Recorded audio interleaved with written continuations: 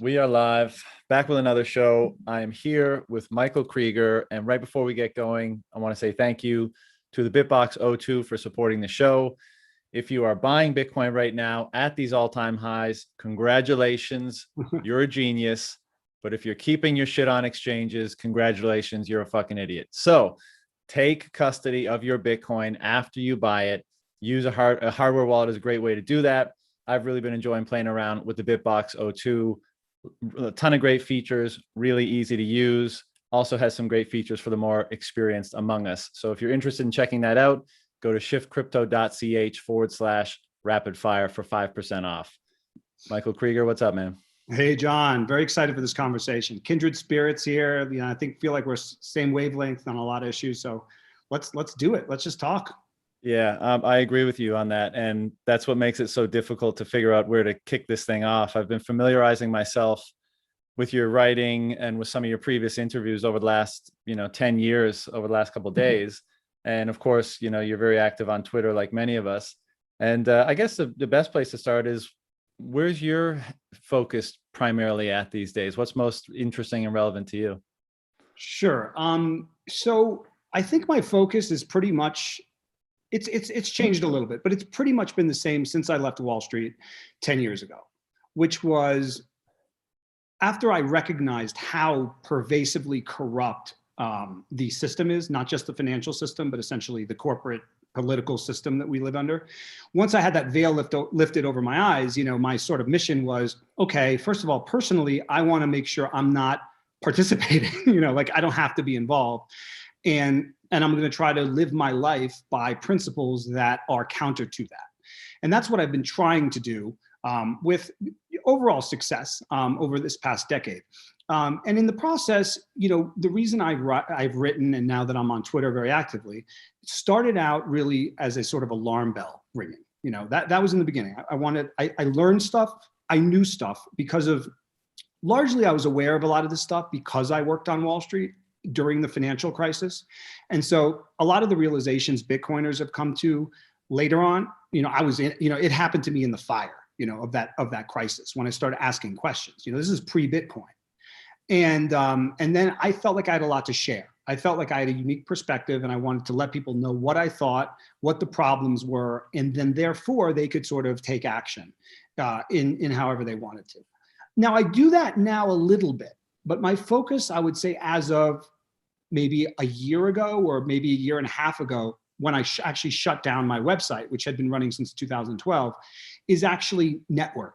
Like trying to figure out how to network with people who are ready to sort of make lifestyle changes, to take action in various ways, because I feel like that's the only way out of this.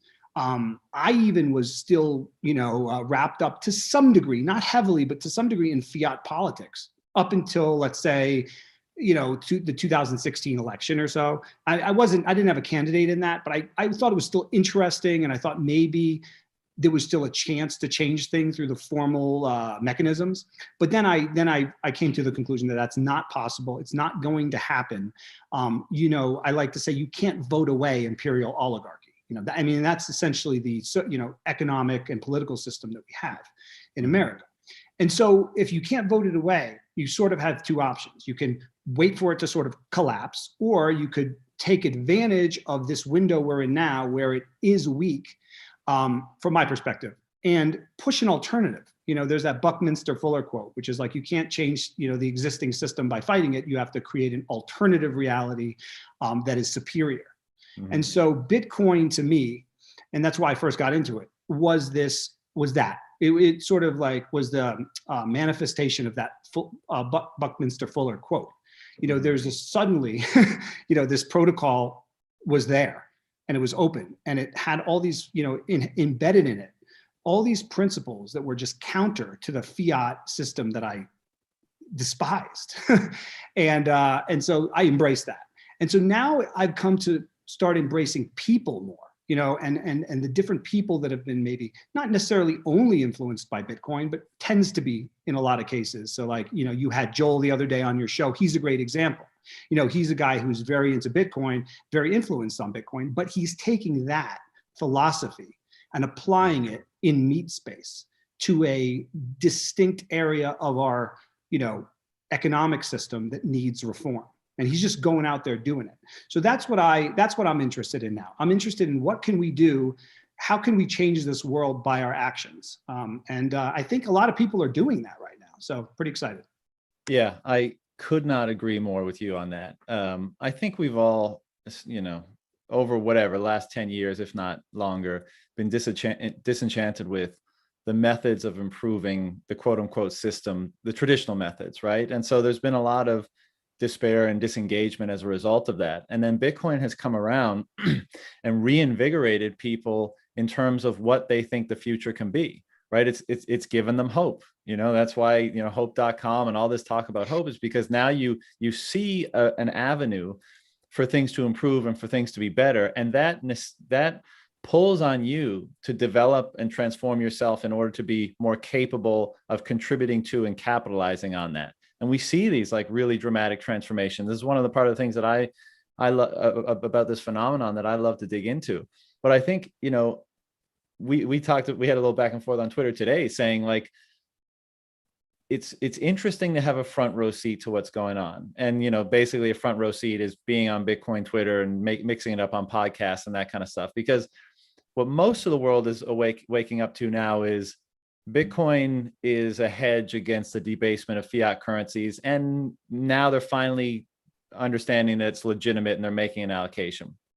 What I think we are understanding is that this is the emergence of a foundational culture and civilization, like that level of dramatic change. And I know that sounds bonkers to people that aren't at the front row with us, but I like when we talk about the level and degree of and profundity of change that people are experiencing, changing their whole lives around, reorienting their lives, improving themselves, regaining health, developing stronger relationships, building strong families, communities, all that kind of stuff, secure, getting more secure financially, physically, in all sorts of different ways. Like what's happening is that we are all transforming into the people that are going to constitute the foundation for a new culture and civilization.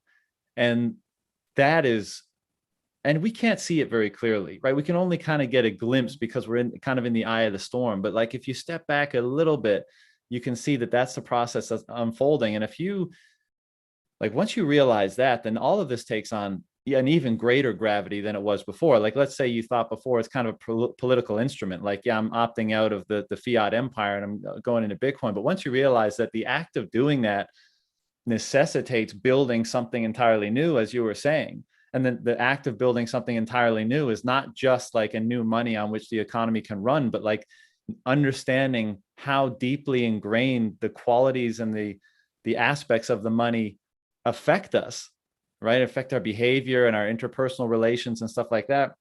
You start to understand that this is a far bigger change than just, swapping out one money for a better money. Right. So one of the things that was very disappointing and scary, in fact, about Wall Street, where I worked, was seeing that. I mean, of course, there were tons of mediocre people there, right? I mean, more than really talented, actually. But there was a lot of brain power there, right? And I think there's less now. But there was a concentration of brain power there. Why? Because people want to make a lot of money, and that was one of the places to do that. And what really bugged me was seeing all that brain power, particularly when the crisis came, and I realized what a fraud the whole thing was. Seeing all that brain power basically being wasted, in my opinion, essentially chasing this sort of fiat system, but not, it was not a bigger, sort of goal. It was the goal was never to change the world in some profound way. It was, in fact, there was no questioning of it at all because there was so much to be made. And so this is what I think always surprises me about Bitcoin, and which makes me extremely optimistic, is that you now are attracting some of the, and you have been from the beginning, really, but more so as the price goes up and people realize that there are the proper incentives here. It's attracting some of that brain power that might have been lost to, let's say, VCs or Wall Street, and now it's going into Bitcoin because it's no longer, okay, I'm an iconoclastic person who doesn't like the system, so therefore I need to eat cat food, and march in the street with a flag. Okay, right. Now you can, embrace a system that properly aligns incentives, in my opinion. It essentially is allowing this group of people, and already has allowed a lot of us that have been in it earlier, the freedom to choose what sort of life we want to live, what sort of endeavors we want to focus on. And that to me is, I mean, there's no mathematical equation about how that plays out, except for the fact that it's going to play out in a beneficial way, in my opinion. And so that's what gets me most excited, is that there's all this brain power, and not just like raw brain power, but I find wisdom too. What's really gotten me excited about, and I'm a bit late, I think, to the whole pleb thing, but I really started digging into it with the laser eyes, because I saw that started with like accounts that had 1,000 followers, and it just exploded, and it was genius. And I still think it's genius. And then I started digging in more and looking at all these accounts and reading through their and it was just like blown away, because I saw so much wit, intelligence, depth to all these anon, accounts, like cartoon avatars, where they're just shit posting all day. But there's a lot of depth there. And I just realized something that I already knew, like the whole, I feel like a lot of fiat culture has infiltrated Bitcoin over the last, I've been in it since 2012. And it really, and it's to be expected, right? I mean, we've been trained in the fiat culture. And so the Bitcoin ethos, I think, took a little longer to really establish like the root system that is now there. And so I think a lot of the fiat culture was dominating Bitcoin as well. The hero worship, the influencer, who is, like I say, I mean, I think influencers take from their audience and plebs give to their audience. Of course, there's a little of both in all situations, but on the net, that's how I would define an influencer versus a pleb. And, seeing that depth that was out there that I didn't even know existed, like blew my mind. And that's why I tweet a lot about the plebs, and, we're collaborating on a pleb book. So yeah, I mean, it's like, look, Bitcoin constantly surprises me. It's like, I don't pay attention for a little while, and then I find another layer of the onion, and it just kind of blows my mind all over again. Yeah. I mean, again, this is why it's a gift that keeps on giving, right? Because you every time you come back to it, you can peel back another layer of the onion, or you can go down even further in the rabbit hole, and you see even more of the ways in which this thing is impacting the individual. And one of the great things that about this, I mean, it's hard not to call it a movement at this point, but I want to caveat that by saying, like you mentioned, holding up a banner in the street and stuff like that. It's like any previous movement was predicated on presuming that you had a better model or philosophy or ideology on which to construct things, and then trying to make the case for other people to adopt that, and then trying to implement it, right? Whereas this one, it's like it emanates from the individual, right? The principles emanate from the individual, and the ideology is emergent from individuals embodying these characteristics and these changes in themselves, right? It's a complete opposite of what most movements have been in the past. It's grounding the change and the evolution and development in the individual, the strengthening, the freeing, the sovereignty, all of that kind of all of that kind of stuff. And then when you mix those types of individuals together, what emerges? Right. Well, what emerges is plebs. It's people that don't give a fuck what each other think, but want to be open-minded and learn as much as possible from one another, but are still more than willing to say fuck you to one another, because everyone makes up their own mind. Everyone has their own critical lens through which they put things. And again, drawing broad brushstrokes here, but it's the emergent qualities of those types of individuals in an ongoing process of evolution and development that we're starting to gain more clarity about what kind of a culture and a philosophy is emerging from that substrate. And it's really interesting to observe. Right. And so this also goes into, I've said for a while, the only two political movements that I'm interested in are Bitcoin and localism.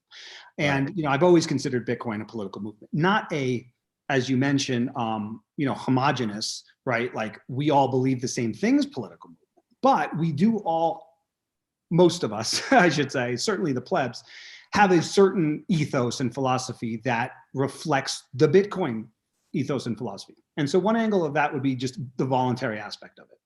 And I think this is one of the reasons, aside from the obvious desire to be able to save in a way, in a manner that doesn't depreciate and keep you on a hamster wheel constantly, running around like a slave.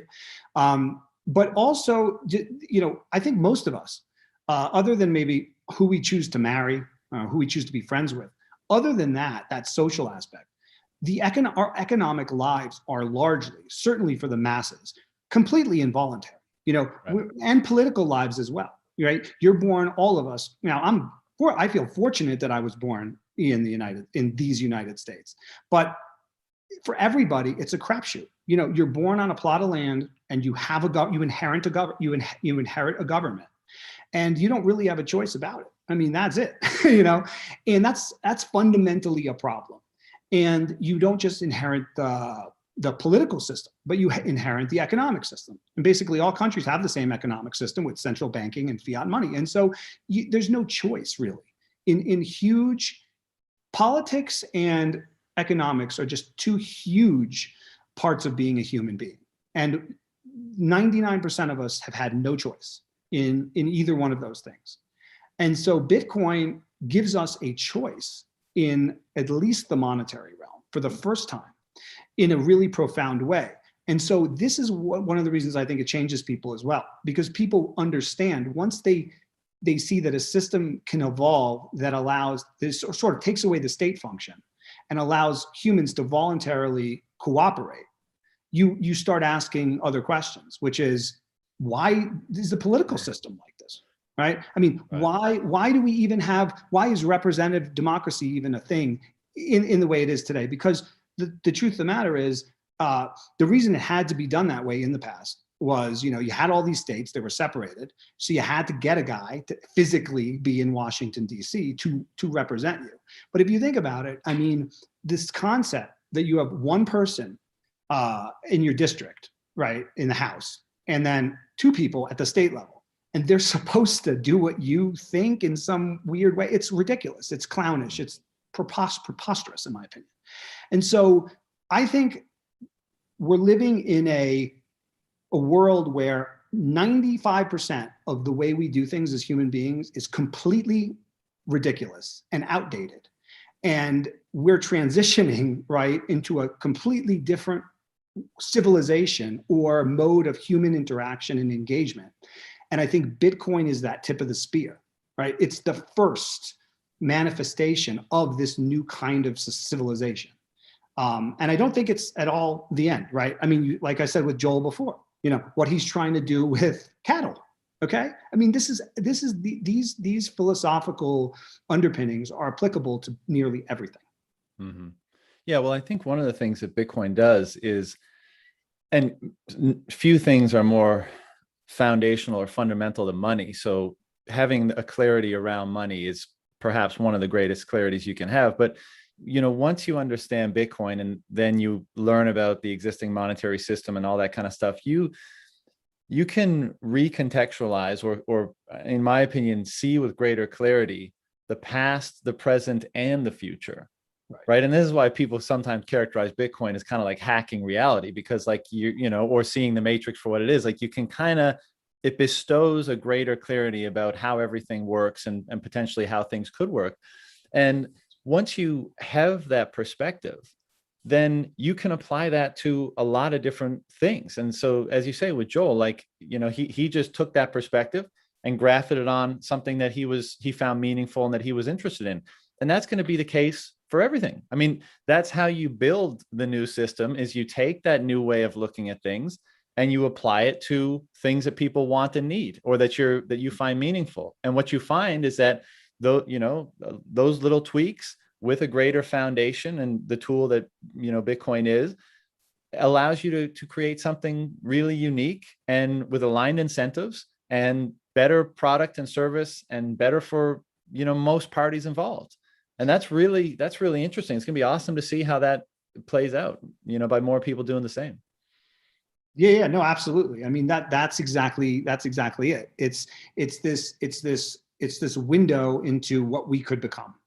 And yeah, I think that it's way bigger than any one thing. And for me, vaccine passport issue, for example. Okay, this is another way I realized that the power of the pleb network.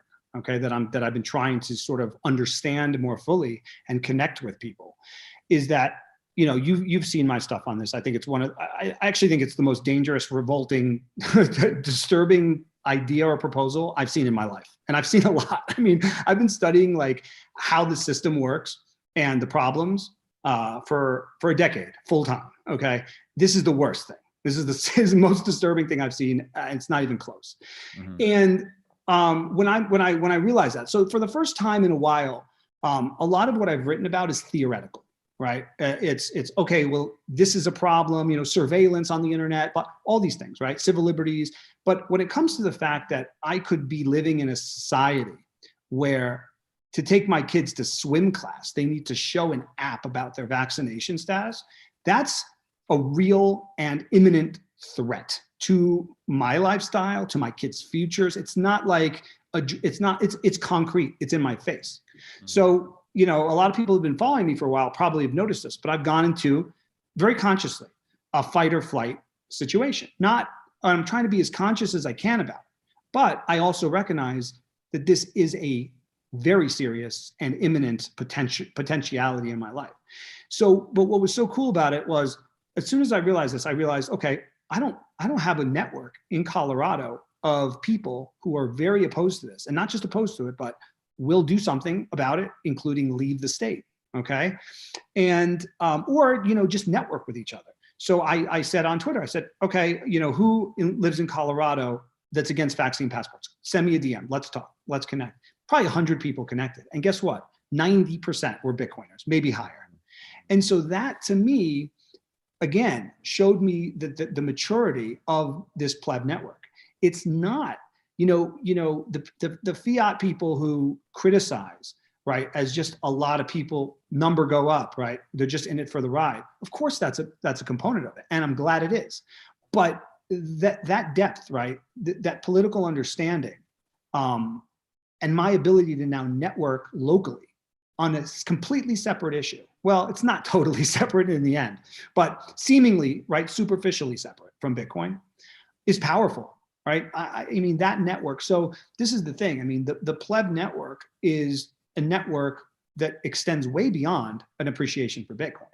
It's sort of like a standing army, you know, ready to battle all sorts of things that need to be fought. So, yeah. Well, I mean, we can dig into this a bit more, but I think part of the reason why that's the case is because, as we were saying, like, Bitcoin helps you recontextualize past, present, and future, right? And as a result of that, you know, there's an extreme distrust and or disagreement with the way things are and have been, right? All the way down the line. Like, I go about my business out in the world, and like now, you know, and I don't want to sound too like self-aggrandizing or anything, but like you do kind of feel like you're seeing through the matrix. Like, you look at all these, when you're out and about in your daily life and you see things, you can see how those things emerged as a result of being predicated on, you know, whatever, you know, fiat money, you know, and the systems of governance and society that are built on top of that, and all of its different crazy manifestations. And so it's once you see that, you like, it's not a lot of, I've gotten a lot of pushback on my, you know, my disagreement with the way things are going over the past year as well. But it's not just like everything was rosy and good, and this is just, you know, one little step, and we'll see, maybe it doesn't seem so bad, whatever, you bring your passport around. But this is, it's like, it's death by 1,000 cuts, but people think it's the first cut. It's been things are so far down the wrong road. And I think Bitcoiners, with that clarity that they've gotten since being in Bitcoin, and perhaps somewhat to some degree prior, are just saying like, no, this is another very big step down the very wrong road. So why would we ever acquiesce to going further down the wrong road? We're trying to go down a completely separate road, you know, and of course I don't fucking trust you. You know, you look at all the myriad things that you've done that I already have reason not to trust you. And look what you're getting away with already. Like, again, people you ask the average person, like before the pandemic, how is life? Like, I mean, it's Right. okay. But like, we know how egregious the theft and the abuse and all this kind of stuff has been, at least since 1971, but in many ways prior to that as well. The system that we have, I mean, there's no other way to say it. We're in the cave. Society is in the cave, and they just don't realize what it's like outside yet. Right. I think one of the things that, I mean, I struggle with this, and increasingly, I've just come to accept it. But have you seen these tweets or articles where they say like a huge percentage of the population doesn't have an internal dialogue? Like literally, like they're not thinking in their own heads. They're just sort of. I mean, it's scary. I hope it's not true, right? Because I have the opposite problem. I wouldn't be super surprised, but yeah. But that's scary, right? I mean, what that is essentially, and I see it in the sense that, okay, let me give you an example. So around here, when you go on hikes or you're outside, a decent percentage of the people, including their children, are wearing masks. And I'm talking about outside in the Colorado sun, which is very strong, great vitamin D going on, beautiful, fresh, crisp air. Not close to anyone else, right? Totally far away from anyone else, with masks on and outside, and their kids too, 9 years old, 8 years old. And this is very disturbing to me, because to me, that human being has stopped thinking. I mean, that is what that represents to me. This person is just not using their brain anymore. Yeah. And so what do you do about that, right? I mean, my conclusion has basically been, and I've been very vocal about this, I want to connect with people who are using their brains.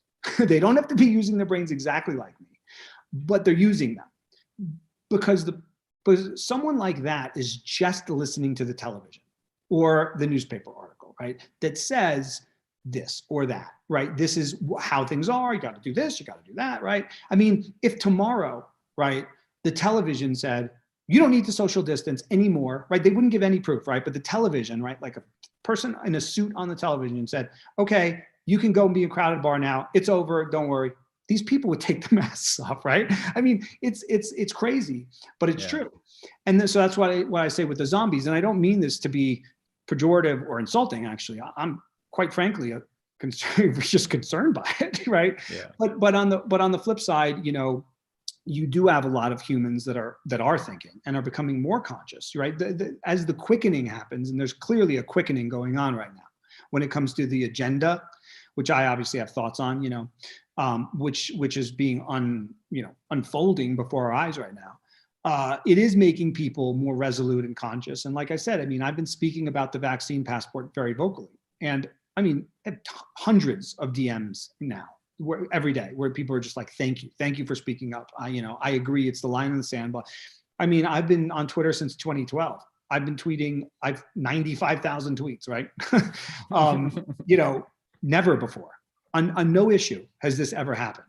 So there's something stirring, right? It's not just Bitcoiners, although it's a high percentage. So there's something stirring, but at the same time, we also have to understand and be realistic that there's a non-insignificant percentage of the population that have essentially shut their brains off.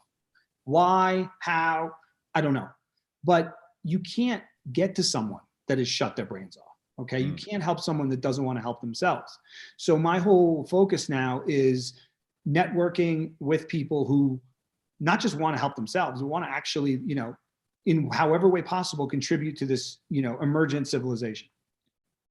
100%, and I think that's the best way to go about it anyways, because we've all gone through the periods where we think like, you see how fucked up things have become, and you want to try to push back in some way, but fighting it in that way I don't think is very effective. As you said, and as we keep bringing up, building something that makes the old one obsolete, or that is so much better that it attracts people to it rather than having to persuade people. I'm sure we've all talked to people in our lives, and we can share our perspective until we're blue in the face about all these different issues, and it doesn't even penetrate, an inch of their perspective. Right. But when this thing, if we all just contribute in the way that feels most meaningful to us into this emerging thing, and it becomes more vibrant and dynamic and positive and constructive and productive, and people's lives are being dramatically improved as a result, well, that's a pretty fucking compelling thing, right? And so I think people will increasingly, and as that thing gets larger and larger, people will increasingly be like, do I want to be a part of, the non-thinking, everyone tells me what to do, social problems everywhere culture, or do I want to be over there where people are positive and supportive and constructive and building and hopeful? And I think, little by little, people are going to opt for the latter. Yeah, and so someone wrote on Twitter the other day, a pleb, that humanity is forking, and that's exactly how I've been thinking about it recently too. I think that is what's happening, and you have people that are really going in different ways. There are people right now that are just completely fear driven, and completely just listening to authorities driven because they're such in a fear state, and then there are people that aren't, and can those two people live in the same physical location? I don't know.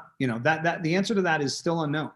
But I will say this, right? Like, to the extent that in 10 years, 15 years, 20 years, it's not just, two groups of humans forking, but there's a new dominant, let's say, paradigm or ethos in the world, which I hope is the case. And it's, reflective of a more conscious humanity, of a more voluntary humanity, cooperative humanity, right? Assuming that's the case, I mean, look, we don't even have to worry about the non-thinking, because, you said that some people are going to say, oh, I'm going to go over here, or I'm going to go over there. I mean, we have to remember there's just a huge mass of people that aren't thinking at all, right? So they're just going to go, they're just going to follow anyway. So to the extent that, so it's a waste of time, I guess, right? We're not voting on Bitcoin, right? We're not trying to convince your neighbor to say, I'm voting for Bitcoin this election, and get 51% of the people. It's just not what we're doing. And that's not the way to change things. And so, yeah, so I think that's the key. The key is to, right now, as you say, though, the key is to show that this is a better alternative, and to attract the people that are persuadable. And I think we're sort of in the meat of another cycle of that, right? Like, that's what amazes me every time with the halvening cycle, right? It's like, it's not just a halving, which, we understand why that is impactful, but it's like, in those waves of bull markets, you're all of a sudden seeing like a whole new crop of people that, most of them are attracted by the price or the gains, but then a good percentage of those that are go deeper. And then, one of the things I always have said too, since the beginning, is once you see, the matrix, or once you are convinced that, oh man, we got problems, like this is deep, you don't go back, like Cypher in the Matrix, like you don't re-eject into the Matrix. It's very unusual. I mean, I haven't really met, even people that I know have been forced to, right, that didn't want to go back to the fiat, let's say, economy, and had to because they have kids or whatever. Even then, right, like they don't buy it. You know what I mean? They're just like, I have to do it, So that's the beauty of the truth, right? A lie has to be, covered up and continued endlessly. But the truth is there. And once you sort of have a clarity of, the reality that we're living in and the fundamental problems with it, you can't really, if you really get it, you can't just flip that light switch back off, right? It's like, you can't unsee that. Yeah, I totally agree. And I think the only, I think the only maybe distinction there is, like, I think some people, and maybe we sometimes characterize it as Bitcoin derangement syndrome, but I think some people, when they encounter the truth, I think one of the hallmarks of truth might be that it's transformative, right? Like, because it's absolute, it requires you to change because it can't change, right? And that's kind of how it warps reality around you. And sometimes change can be really uncomfortable depending on where you're at or what it requires. And I think most people, when they see the truth, they see the power of truth, and they think, I'm going to transform myself to align with that, because it's truth, and there's a great power in that, and there's a great satisfaction and peace in aligning with that. But I think some people become so resistant to it, the burden of transformation that it imposes on them is too much, and they'd rather go back to being asleep. And the Cypher example is great, right? Because he says, I want you to wipe away my memory. I don't want to remember nothing, right? Right. I want the steak. I want the woman in the red dress. Yeah. Yeah, I mean, so I'll give you an example. For me, I started my career on Wall Street in 2000, was it 2000? So summer of 2000. I worked in 3 World Financial Center. I worked for Lehman Brothers. Okay. So I was right next to the towers. A year later, 9/11, I saw the tower, saw the towers come down, one of them in person, physically come down. it shocked me to my core, right? I was ready to, go to grad school in political science and join the Department of Homeland Security. I mean, it sounds funny to think, but that's literally like what I was thinking. Yeah. Because I hadn't up to that point questioned anything, right? I had a privileged life, childhood, whatever. Now I'm on Wall Street. This is great. I'm great. This is great. Everything's great, right? And I was gung ho, like, oh, Bin Laden and this, let's get him. And it wasn't actually until and this is embarrassing to say, but it's true, because I was on Wall Street for a decade and I'm full of my ego and chasing money and career and all that. But it wasn't until the crisis, right? It took the financial crisis. And for me to actually provably see how corrupt everything is and how much they're lying, for me to then go back and look at how my government deceived me, right, at 9/11 and completely bamboozled, right? Like if I was a military guy, I probably would have volunteered, to go overseas and fight this thing. And so that sort of shock, I think this is what you're sort of saying. Like when you're confronted with that, with this level of lies, right? You either just move on, right? You say, I don't want to go there, right? Or you say, wow, I was an idiot. I've literally spent the last 10 years or maybe my entire life up to this point being a propagandized, basically robot. And now I have to face this, right? I have no choice. And so for me, just based on my personality, I'm not going to run away from that. But you're right. I think a lot of people will sort of the gravity of that, like, oh my, wow, as soon as 9/11 happened, they went to take all our civil liberties, and they went to war with a country, right? I mean, the country most involved, Saudi Arabia, was nothing happened to them, and we invaded another country. I mean, we could go on forever, right? But the point being that when you realize that you're just fundamentally, like, as a citizen in this country, you're a subject that's meant to be lied to and kept in line. When you accept that, I mean, you just can't help but critically think about everything. And that doesn't mean that my analysis is always right. Of course, I'm going to be wrong. I mean, if in fact, probably I'm too paranoid sometimes, but I'm comfortable with that. I'm intentionally that way, because if I know that the state or the empire or the oligarchy has actively been lying, provably, objectively been lying to me on the biggest issues of my life, my entire life, hey, I'm not going to trust that. Yeah. Well, this is what frustrates me so much about the dialogue today, among many other things. But if your attitude is simply, in the Bitcoin space, we say, don't trust, verify, right? Maybe in relation to, software or whatever, but I think it's an ethos that permeates more broadly. And then, maybe you tag on to that. And if you can't verify, abstain, right? Because like if you don't know what you're dealing with, then just say, if I can at all abstain, I'm going to abstain, because I don't want to take the risk of not knowing what I'm getting into, or not knowing what I'm feeding into, or not knowing what I'm believing or using to construct my perspective or whatever. And that's like an offensive perspective to people these days, like people, and I shouldn't say these days, because you and I have both been reading similar books lately, and I've been really trying to dig into the psychology that permits groupthink or a certain zeitgeist to take hold of people in certain periods of time and lead to really bad outcomes, right?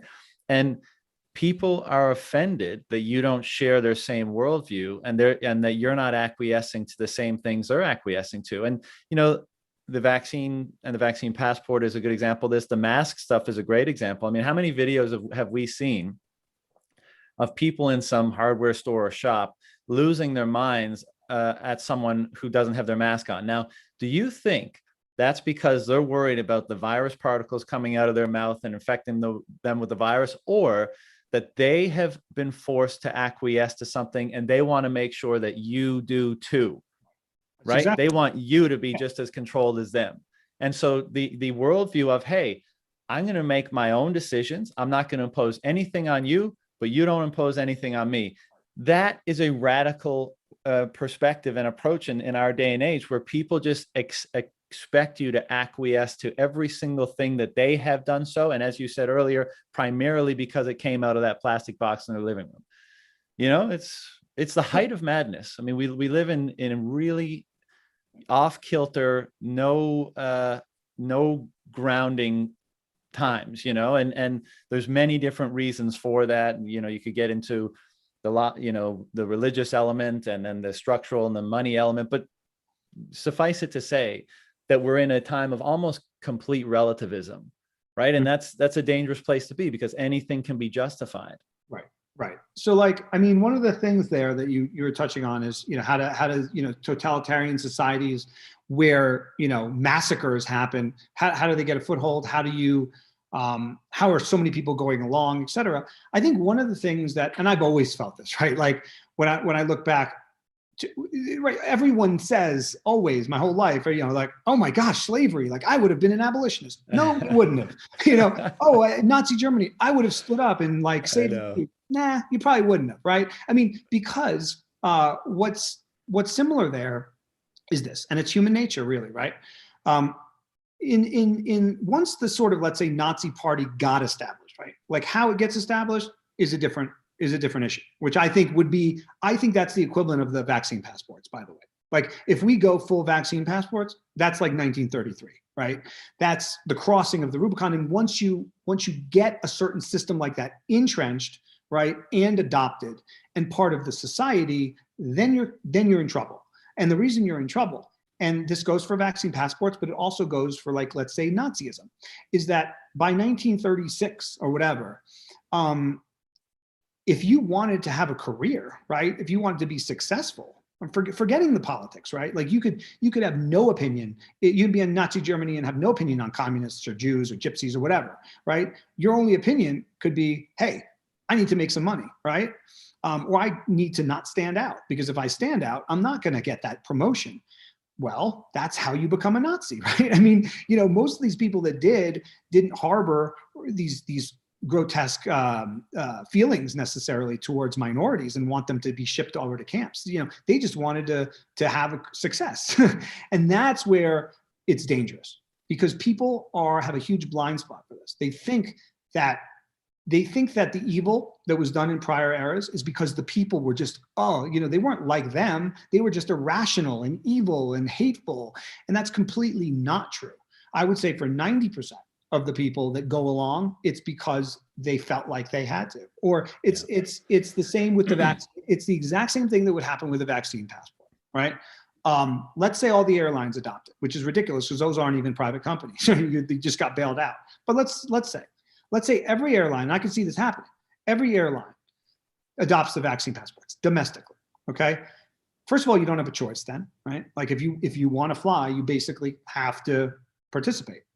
And then it becomes an issue with jobs. A lot of people have said to me, well, I'm going to have to partake because I have to travel for work, right? Okay, well, there you go, right? Mm-hmm. I mean, then it becomes a situation where you create that two-tier society, right? Or a multiple, that apartheid society, where the people who just will refuse to do something that they think they don't need to do or could potentially be dangerous, like myself, will be a different class of people, a different tier of people, and unemployable in a lot of ways.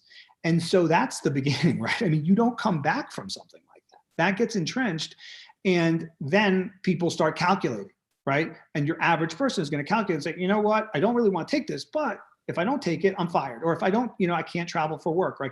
That's how it happens, okay? So this whole idea that totalitarian societies form because all of a sudden the masses are overcome with hate or bigotry is a complete myth, in my opinion. It is you get that wedge in there, you start along a path, and then it becomes necessary to conform to have the sort of lifestyle that you want.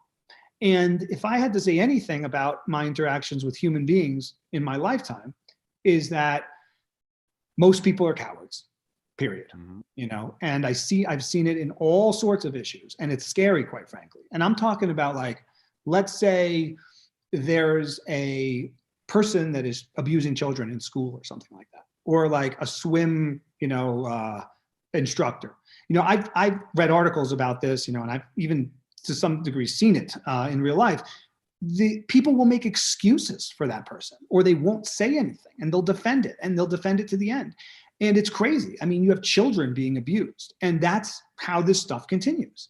And it's disturbing, but I guess my message is, be courageous, right? And more importantly, right now is the time to be courageous, because I am very, I have high confidence that if a vaccine type passport system is ever pervasive in this country, it's going to be almost impossible to push that back within, decades. Even it's can't happen.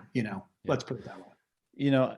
Reading these accounts is so fascinating on a number of levels. But to those people that would say, oh, surely I would have been one of the courageous ones to stand up and oppose things. It's like, if that were the case, how come you're not standing up right now? And not to say nothing of the vaccine passports, but the egregious enslavement, effectively. Now, yes, it's taken some time to establish itself, but like the fiat currency system is one of the most egregious mechanisms of enslavement in human history. Yes. And not only are you not standing up and saying anything about it, you're not even aware of it. Right. So don't tell me that you would have stood up to, whatever evil in the past. And a couple other things. In one of the quotes I shared on Twitter, it said, like, there's such a hubris involved in the analysis of history because we have the ends. We know the ends, right? So we know that it ended in 1943, 44, 45 of all this egregious or all this tragic Holocaust activity, right? But in 1933, they didn't know that was going to happen. And they had just, oh, well, it's not that big of a deal. We'll just, whatever, we'll go along to get along. It's not worth fighting over this time. We don't want to kick up a fuss for this. We don't want to attract all this attention to ourselves. So we'll let that little one go. And then we'll let that little one go. And you don't know what's at stake. You don't know what that turns into, right? So you let it go and you let it go. And it was really interesting. First of all, at the afterword of Ordinary Men, a book I just read about Police Battalion 101 in Poland, and they were tasked with going into towns and basically, executing Jews. And it was comprised of normal citizens, right? Like a voluntary sort of thing. It wasn't a part of the German army. And at the afterward, they were talking about the experiments that have been done since, and like social experiments, saying that like there was one, I forget the name of it, but it's one where you could shock an actor, right? So you press a button, actor acts, he's being shocked. And if you're just by yourself, I think only 5% chose to continue shocking the actor and him getting more and more convulsed. But if you were the third person in a line of people that had done it before you, right? And if they put in some other variables in terms of reasoning, then they brought that up to like 70 or 90% or something like that. So like the social pressure of acting in a certain way is pretty much the determinant of your behavior. And what's interesting about this police battalion example is at the beginning, a lot of them, did it. They'd go into a town and they round up the Jews and they take them to the forest and they'd execute them. And the first time they did that, they were ill, they were sick, that night they had to get wasted drunk and it was all, horrible.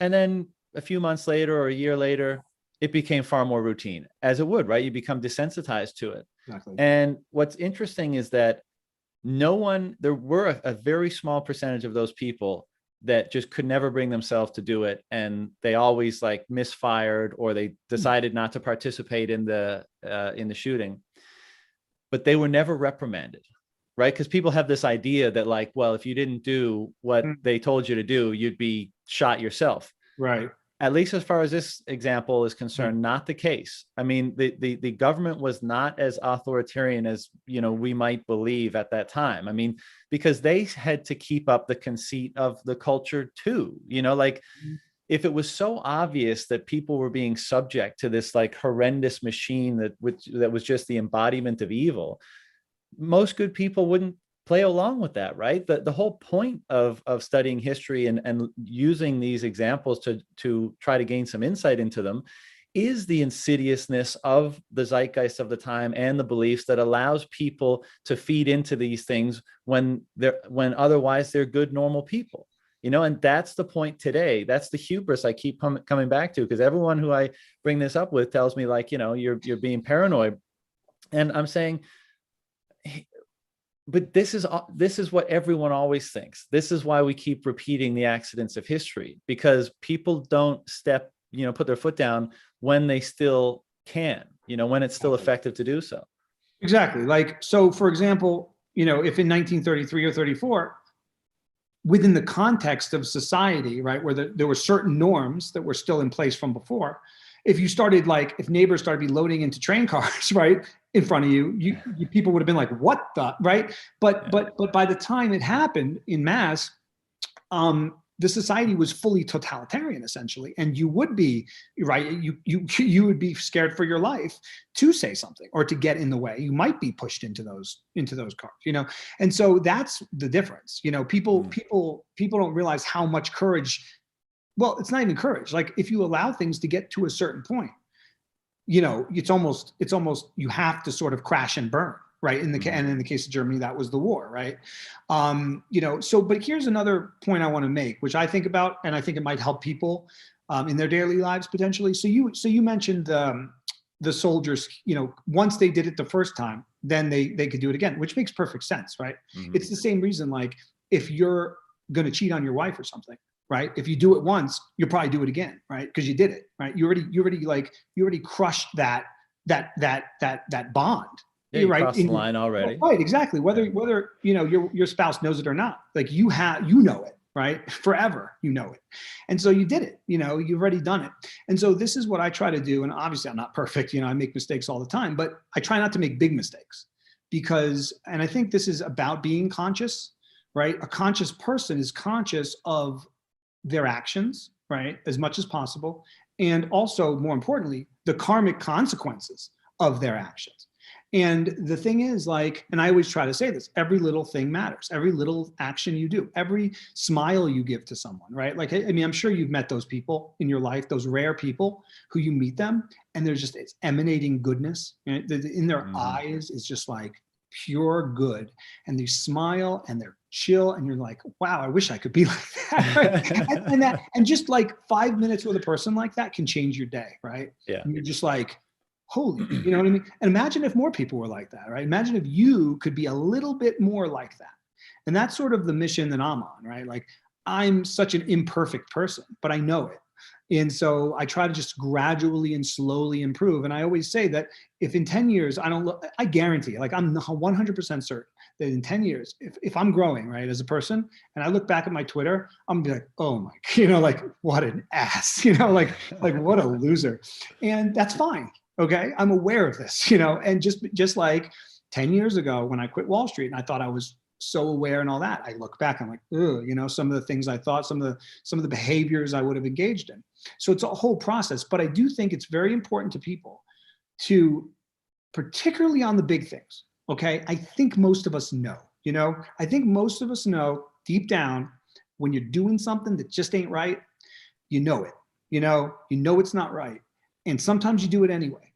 And you need to understand that the consequences of that, not in like a next lifetime, although there may be consequences to that as well, but in this one, right? Because that energy, that negative energy that you've put out there through your action, it's part of you now, right? Just like, so I'm convinced those people that you meet, or even like this, let's say a spiritual guru who's genuine, you meet, and it's not what they say, right? It's not that they're telling you certain things, right? It's their entire aura is of goodness and like awareness.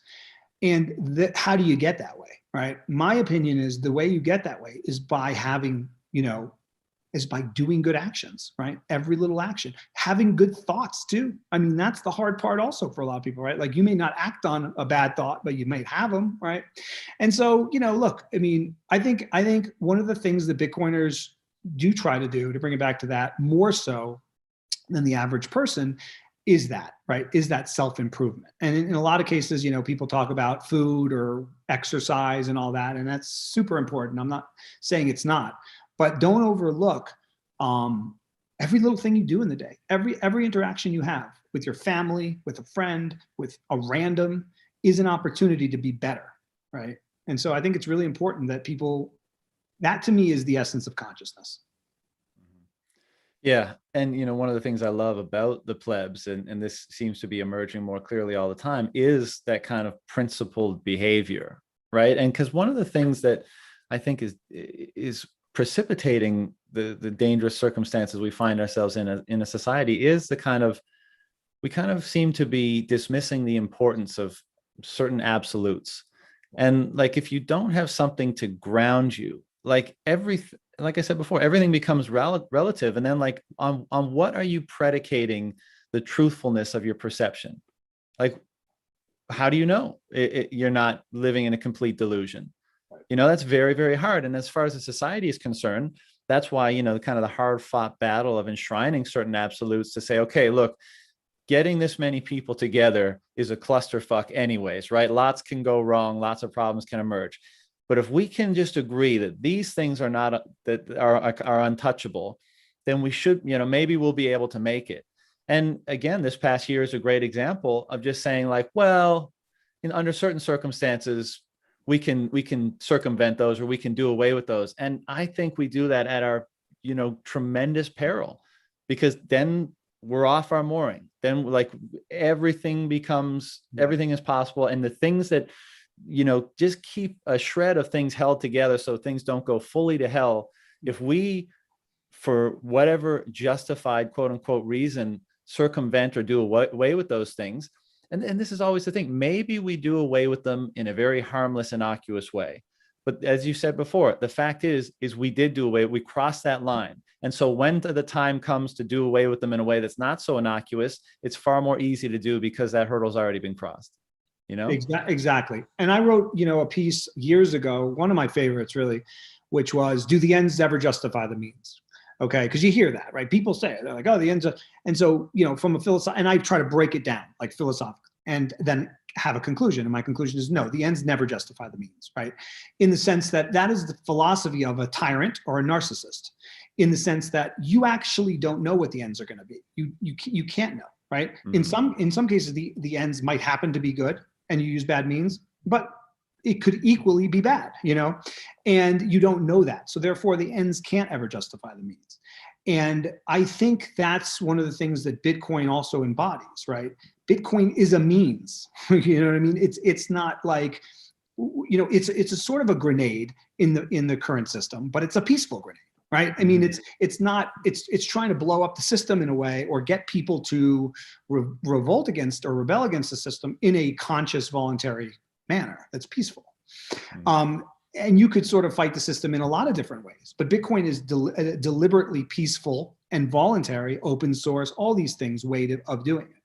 And so this is another thing that you just mentioned. The moment, that's a line that you cross. I mean, the moment you start thinking the ends justify the means, right? And you sort of justify your knowing wrong behavior with that, right? Because that's what you're trying to do. You are not being conscious. And the moment you start saying that is the moment this slippery slope happens. Because if you're willing to do this, right, to get to there, okay, then what's stopping you from doing the next thing? And the next thing, because the end goal is the primary importance. And once that is the case, then you lose yourself. And I actually started really thinking about this mostly from Gandhi, some quotes from Gandhi. I was reading a great book, by the way. I'm sure you're familiar with the Bhagavad Gita, but so there's a translation according to Gandhi, and he has like his commentary on the different verses on the, in the sides. And I got so much from this book. I mean, it was one of the transformative books of my life that I read shortly after leaving Wall Street. And, he discusses the fruit is not what you can chase, right? What matters is the action. What matters is what you do. And so it's like, that's why he also talks about doing. It's just doing without the end goal in mind as a certainty. So in other words, it doesn't mean don't do, right? But it means do in the right way. So like if he's fighting for Indian independence, there's all sorts of different roads that he can go down. But his point was this, he's like, yes, I want Indian independence, but no, Indian independence isn't so important that I'm going to sacrifice all my principles to get it. And his argument was, if we don't get it, doing it the right way, fine, right? And I think that's important. I think you need to be comfortable with that in your life, that you may have goals, okay? But if you go about achieving your goals in a unethical way, I mean, you've lost yourself. You're killing yourself, and you're hurting other people too. And so, again, it's like, you know, perspective, and it comes back to consciousness. There's all sorts of avenues that anyone can take to achieve their goals. Right? There's the shortcut, there's the unethical, and then there's the right way. And what I've found is that, and I mentioned this to a lot of people, and they agree, is that when in my life, when I read that, right, when I read the Bhagavad Gita, the translation by Gandhi, and it hit me in such a profound way that I said to myself, whoa, okay, I need to try to live this way, right? And I certainly wasn't always living that way before, right? But what I found is this, is that ever since I did, and I try my best, right, to get to my goals in the right way, life has kind of worked out, right? Doesn't necessarily give you what you want, right? And it's not always easy, but I'm saying, like, there seems to be this flow that goes along with being conscious and literally on every kind of major decision thinking, let me try to do the right thing. I think it feeds upon itself. And I suggest everyone listening to this try that, to the extent that they're not already. Being very conscious of it, because I think you'll find life a lot better and your relationships a lot better, because there's that deception maybe, or that, like that if you're consumed constantly by your goal, and you're just doing all these like nasty things to get there, it's going to make you an ugly, unhappy person, I believe, in the end. Yeah. And the outcome of your behavior is going to be nasty as well. Like, and I think this is why, I can't remember who said it, but why there's so much wisdom in this phrase that evil is the knowledge that presumes itself complete. And because I think that is where you get to where you say, this is what the goal should be. Like, let's say you're not Nazism or whatever, like this is how society should be. This is what the goal should be. However we get there, right? It doesn't matter, because that goal is right. Right. And that's where we need to get. And so it justifies all manner of horrible behavior, anything. Whereas if you live in with the type of attitude that you just articulated, I think that's the way you find the path, right? I also think that's why it's such a courageous act as well, because you're basically putting a faith in, my compass is going to be what feels good and right and true to me, and wherever that lands me, right, that's what I should be striving for anyways. So I'm gonna be okay with that outcome. Now, it's not to say don't have goals along the way and all this kind of stuff, but generally speaking, by you refining yourself as much as possible in line with the best version or best individual you can become, in line with the things that are important and meaningful to you, wherever that lands you, I think is what the goal should be. And as you say, I think so many, and it especially in the context of the world we live in today, it's very courageous to take that, like, kind of not knowing what the light at the end of the tunnel is supposed to be, right, and just letting that compass guide you to where it will. And that's why also I think there's a great deal of narcissism in your totalitarian, your tyrants, and your your politicians and stuff like that, because they think they've figured out the best way to be, and they want to impose that on everybody. And this goes back to what we were saying at the beginning of the podcast, where what I see in the Bitcoin community and the plebs is like everyone in their different way wrestling with that, figuring out like, okay, everything's different now. The world is totally different. The world is obviously changing. I'm a part of this amazing emerging world. How should I adjust myself and transform myself accordingly? How should I feed into that? And that's why I love the judgment of the plebs, is because they kind of keep people in line. Like if you're being dishonest, if you're being scammy, the cyber hornets come out to make you aware of that. And that's a great service in my opinion, that the community kind of has that function. And simultaneously it tests you, like, not only does it help guide you, but it tests your faith, right? Like, how committed are you to the truth of both yourself and where you want to go? Can you be pushed off in it, telling you that you're a piece of shit? Because if you can, that's something that you can learn from as well. Because my argument would be, you probably shouldn't, if it's true, you probably shouldn't be able to be pushed off it so easily. Right. And so so to expand on what you're saying, one of the interesting things is like me meeting my wife, let's say, and getting married, having kids. I did it a little bit later than most people. But it was the right thing in this sense. It was around my leaving Wall Street in my late 20s, maybe it was even early 30s, that I fundamentally had all these realizations pre-Bitcoin. And then Bitcoin sort of took it to a different, it's weird. Actually, Bitcoin didn't change me as much as it does change a lot of people. It's changing me now, don't get me wrong, but I guess I was already changing. I think we're in a similar boat in that regard. Okay. Yeah. So I was already changing. And then Bitcoin came into my life and I was like, oh, cool. Like this fits perfect into the path I'm going. Well, let's wow, this is really cool. It gave me a lot of confidence that maybe the universe is going to provide us some tools, right? Because it's like, well, okay, come on, we need a little help here, right? and then there's Bitcoin. So and that's why people say it's like a religious cult and all that stuff. Because look, I do have those thoughts, right? But the bigger point I was trying to make is that I was changing as a person. I was started along a path that I believe is a more conscious path that I'll be on for the rest of my life, right? And it was at that point that my wife came into my life, and then since then the blessings of children and other things, that have followed. But that's where I think this is let me sort of take a step back and say, here's what the fiat mindset is, okay? Because I saw it all the time on Wall Street. So many people would say to me, okay, there were two types of people.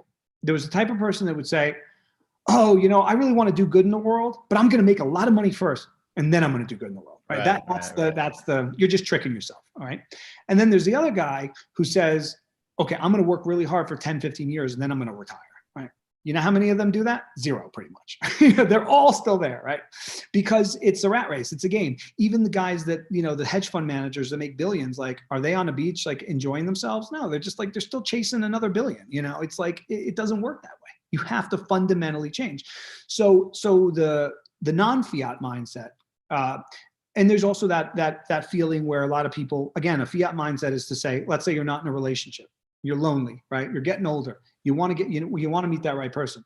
And you say, oh, if I could just meet the right woman, I'm going to be complete, right? Or I can then achieve my dreams, right? For a family or whatever. That's a fiat mindset because no one's going to complete you, okay? You have to become the right person for the right person, okay? Because if you're not the right person, then obviously the right person's not going to be into you, And so for me, what happened was I started changing.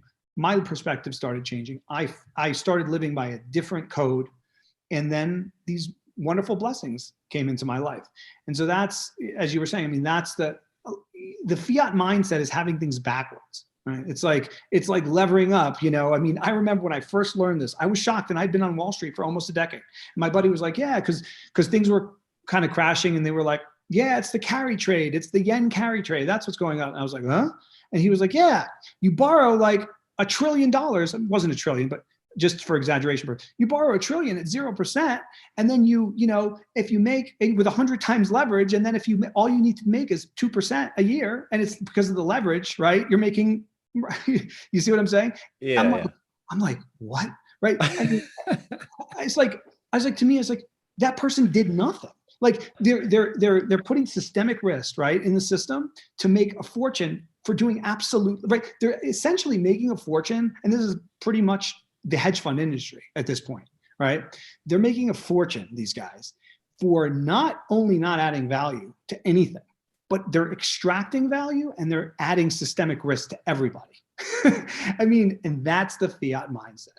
And the Bitcoin mindset or the pleb mindset, again, it's back to, we want to do good, but without sacrificing society, right? I mean, and so like the crazy thing is, and I've been saying this in private conversations to a lot of plebs that I've been talking to, I just say like, you know what? All I want at this point is I want the world to make sense for once.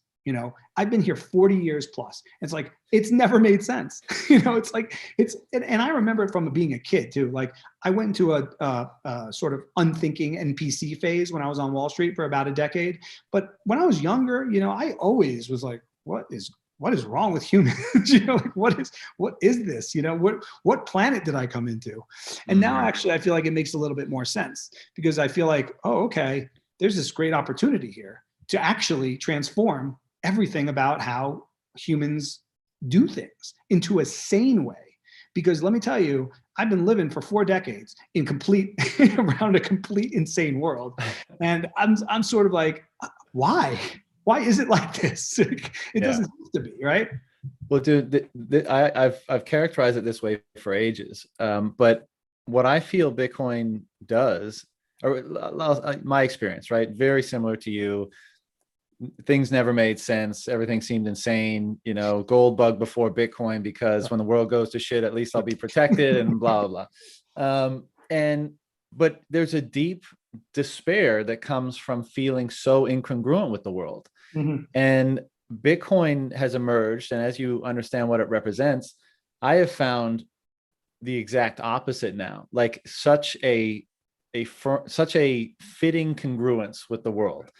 And that is the most amazing feeling, because when you're used to living in a world that doesn't make any sense, and then it flips and 180, and now it makes a perfect sense, and you can see how it makes sense, and like everything just aligns.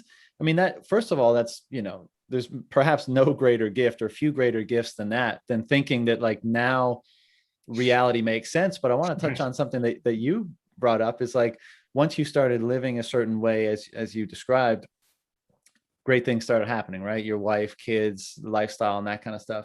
And I think this is part of these two issues is why the religious commentary pops up with Bitcoin a lot, right? Because like living rightly and then having reality open up to you and succeed in reality, I mean, that's pretty much the basis of religious thought, right? It's like living in accord with God, the structure of reality, whatever. And if you do that successfully, the world opens up to you. Mm-hmm. Well, here we have this thing that we're saying that its emergence and our understanding of it and our engagement of it has made us feel so much more congruent with reality. And then that's freed us up to act in a manner, or change our behavior to align with that in some way. And as a result of doing that, the world is opening up to us. It's not hard to see why the religious connotations emerge, you know? I don't shy away from it anymore. You know what I mean? I just say, yeah, it's a religion. So, and even more so, I had this tweet once where I joked. I said, Bitcoin's come back from the dead more than any other religion, you know, more times than any other religion, right? It's like, you can embrace this, right? Like, I mean, if all these fiat people want to like put that on us, you know, as if it's some negative, like whatever. And actually, one of the things I did say early on, like I think back to even 2014, is I said the best chart to think about with Bitcoin is if you charted Christianity from the beginning, members, right? That's the sort of thing. Have you seen that? No. But I can imagine, right? I mean, it's like slow, feeding to lions, right? I mean, that's kind of it's the only thing, right? I don't think there's any other. You can't compare it to a corporation. It's not that. It's so much bigger than that, right? And so, you know, and that's one of the things. That I've, you know, just to go back to the plebs and the pleb network concept, that's been so beneficial to me. And I mean, I'm just talking the last 2 months. I mean, the amount of people that I've met in the last 2 months, including yourself, that I consider friends now, and more than just friends, right? Like, I don't know if you feel this way, but I definitely do. Even my friendships, close friendships, that I've had in my life, there's always something missing. There's for the most part, like there's a level of dialogue that I'm not quite connecting, even though I love them, right? And I'm not trying to say I'm superior, but it's just a different perspective, okay? And with the plebs, what I've noticed with the plebs is like I can have conversations with them on DMs that I just can't have with most people. So that's very empowering, you know, to sort of find to as a human to say, okay, if I'm born in New York City, which I was, and then I go to this school, okay, I have a very limited pool from which to choose friends from, right? Where I live, what school I go to, and now I'm like at home all the time. So, right. But the point is, that's it, right? You're in a class. There's 30 kids in your class. Okay. You find some you vibe with, you're friends with them, but that's a small pool. And so what the pleb network has done for me is it's opened the world, essentially. Right? It's like laser eyes, and then it's sort of like you chat a little bit. What I love doing is just back and forth, right? Like comments with all these random plebs, just being like, oh, I like this guy, like, oh, wow, I like this person too. Or, oh, Yeah. look at this weird avatar, right? I don't know who these people are. I have no idea what they look like. I have no idea what the heck's going on or where they live, but I'm like more connected to them than most of the people I've ever been around. And that's empowering, right? And so, that's one of the things that's so impressive about this network is that, protocol aside, right, just the social network of it, which I think, as you mentioned earlier today as well, about the culture, the civilization, it's that there's never been a time in human history before, not even close, where all these like iconoclastic, stubborn, kind of steadfast, against the normie society people have been able to meet, to been able to sort of connect with each other. And you can't possibly predict what that's going to be. What we rate like 10 years from now, like what those connections will lead to and where we end up. And that's also why when people say, oh, the internet, hasn't fulfilled its promise. We thought it would be liberating speech and freeing this, but look at Facebook censoring. It's like you're taking such a myopic view. Okay, the internet has been around in sort of this, let's say with social media, maybe 15 years, right? Maybe not even to like a big degree. That's nothing, right? I mean, right, we had thousands of years of human civilization with none of that. And now we've had 15 years and you're saying it's a failed thing? No. So it's like, this is just the beginning, right? It's not just with Bitcoin though, right? And that civilization, it's like, we're still in the early stages of human beings globally, voluntarily connecting with one another, forming networks. And then from that, the kind of fruit that will emerge, dude, like we're just getting started. Yeah, exactly. And you really can't predict it. But it's been commented by many plebs on Twitter that, it almost seems like we were all that person who was like, we had our social groups, but we were the weird one a little bit, right? We were the one that never really jived, but we went along to get along. And Bitcoin emerged and it's brought us all up out of the woodworks. And then we finally found our quote unquote tribe, right? And I know the tribalism, slurs get thrown every, back and forth. But what I mean is like we found those people on which, whose wavelength were on the same, right? And we're also, and we're transforming in a similar way. And as you say, I mean, like everyone loves number go up, right? And that's critical to sovereignty and security and stability and all that kind of stuff. But I've always been someone who's really valued relationships in my life, right? And so if I go on a trip and I end up meeting like one great person and we have an awesome time and really jive, I could eat, I drove an RV around Europe in the summer of 2018 at great expense.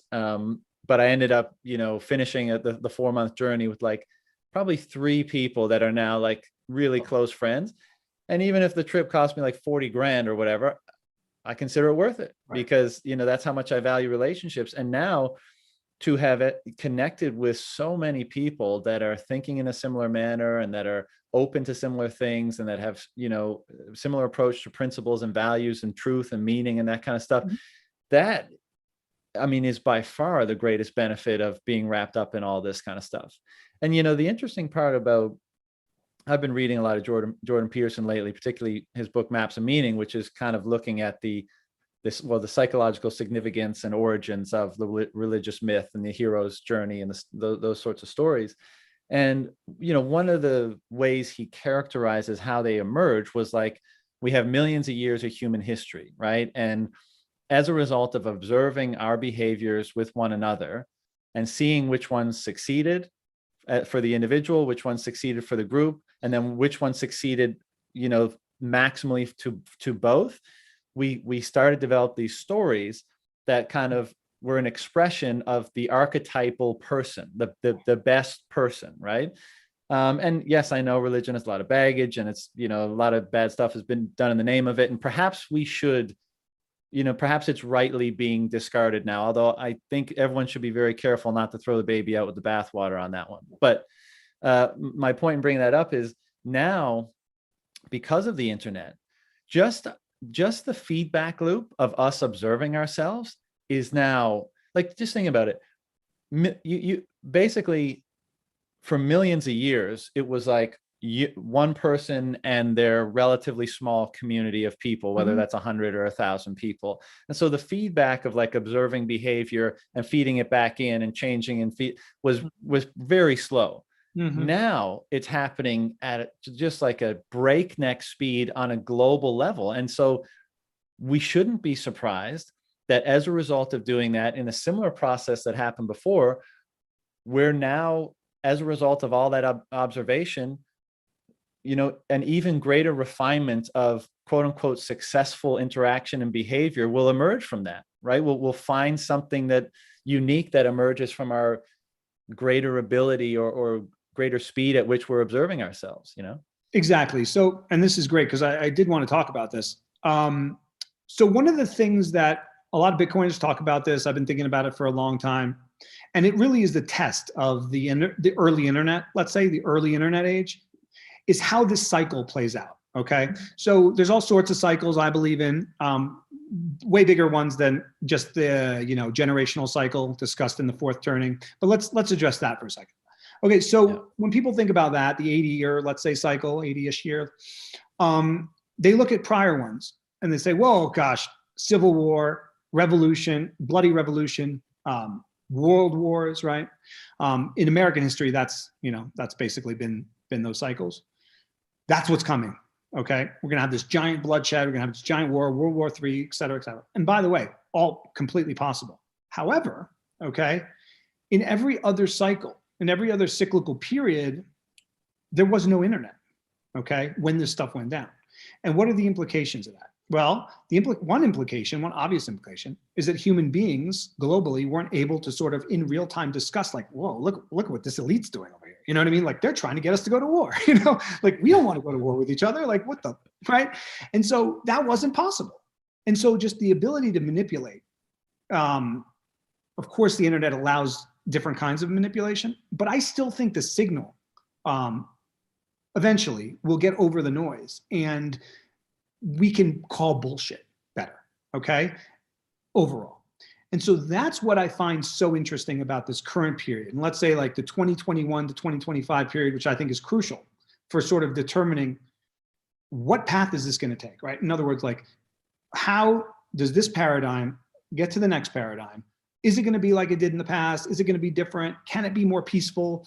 And I think that what a lot of people are underestimating in this, when they go right to the, oh my gosh, bloody war thing, is the internet, okay? And that doesn't mean it will stop that or it will morph this cycle in a different way, but it definitely can. And because it can, we should try, right? We should be out there being like, hey, like, what? Like, I don't like the Chinese government. I don't like the Russian government. I don't like my own government, right? But we certainly shouldn't be killing each other, right? For no reason about this. Like, let's clean up our own house and as humans evolve.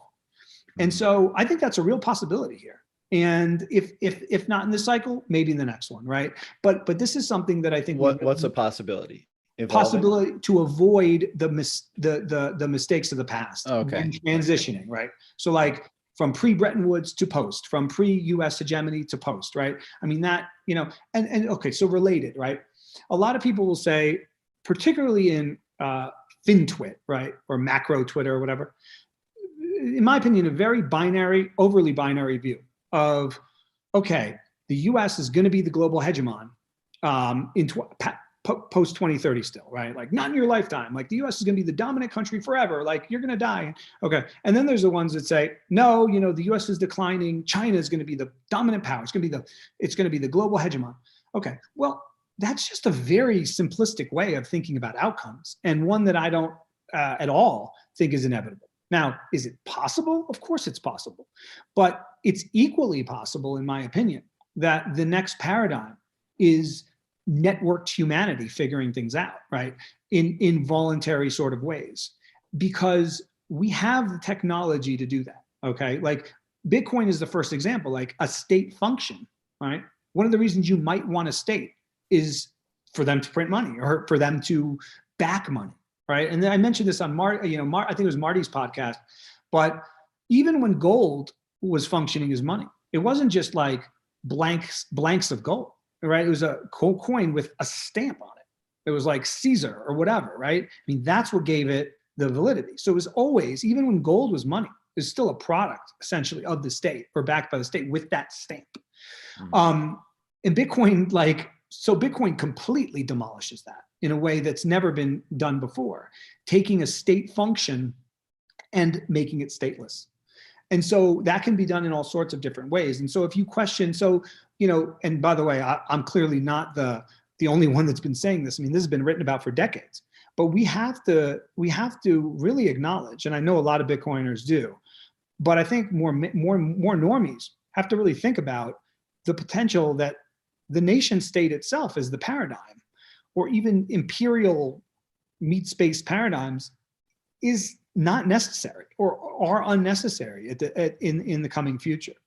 And so it's going to be a wild time, right? Because you still do have nuclear stockpiles, right? I mean, you have intelligence agencies, you have all sorts of problems, right? Like, it's like we've created, as we mentioned before, like, it's insane, right? I mean, we've been left with this baggage that is like of a prior, let's say, human civilization that is so crazy that we need to disarm it peacefully before we can almost go to the next level. But I do think that I hope that if anybody gets anything from this conversation, it's that we need to get to the next level, like truly the next level. And one of the things that I don't know if you've read these, but my favorite series I probably ever wrote on my website was about the spiral dynamics. Are you familiar with that at all? I heard you mention it in your pod with Max and Stacy, but when they were like, "What?" They thought I was on drugs, like during the podcast. That was hilarious. Okay, so I would take a look. So for the people that I still get this to this day. For the people that, if this connects with you, it will connect with you on a level like Bitcoin did. Like, I promise. And if it doesn't, are you going to briefly explain it? It's really not explicable in the way I want to in a podcast, which is why I didn't do it well with Kaiser. But I will give you the basics. Okay. The basic idea is that humans will sort of resonate on different consciousnesses. And what these guys have done, I mean, these are like psychologists back to the 70s. Claire Graves, I think was the one that first, and there's like hard science behind this too. Okay. And what's been done is they sort of put different levels, they colorize it. Some of the people do that where they're like, okay, people sort of resonating on this level of consciousness tend to believe in this, right? And then others, this, that. But the important thing was what they found is that a certain percentage of humans, small, right? I think at the time it was between 1% and 5%, were resonating on an entirely different level. So it's called second tier consciousness. And what happens at second tier is a completely different way of viewing the universe and your fellow humans and systems that is inexplicable to those still in first tier. And when you say resonating, do you mean like just thinking a certain way, or are they actually measuring something about you? No, you just mean okay. Like kind of what they're thinking about and are seeing. Okay, so good question. No, so what it is it's a way of being essentially. Like essentially it's a way that you see things, an awareness. Yep. But how do they characterize people? Right. So the way it's understood that someone is, let's say, there is by some of the symptoms of their actions. Okay. So what is characteristic of a more first tier is a drive. What's driving you or driving the human is essentially to prove something in some way, right? Like it's very egoistic driven. Okay. Like whether it's a chasing of money or fame or power, it's that human is almost needs to check a box, right? And that box is like we talked about before, goal oriented. And so they're very goal-oriented focused. And so they may do whatever they need to do to get there or whatever. Whereas like a second tier consciousness person is not really thinking in that way. And they're more in a giving sort of mindset where they're sort of, okay, I want to provide or I want to offer, as opposed to the one person is chasing and the other is more giving. Okay. And that's really the difference there. And so obviously, like if you're in a more of a, if you're less goal oriented, and that's driving everything about you, you're going to just interact in general differently, as we talked about before. And so that's the crux of it. But I wrote a 5-part series on it. I'll check it out if I were you. I think you'd love it. I will. And you can dive deeper into the real thought leaders on this. I mean, one of the guys is this guy Ken Wilbur. I don't know if you've heard of him, but he's written some Sounds familiar. Yeah, he's a pretty in this sort of sphere. He's a guru. You probably like some of his books. What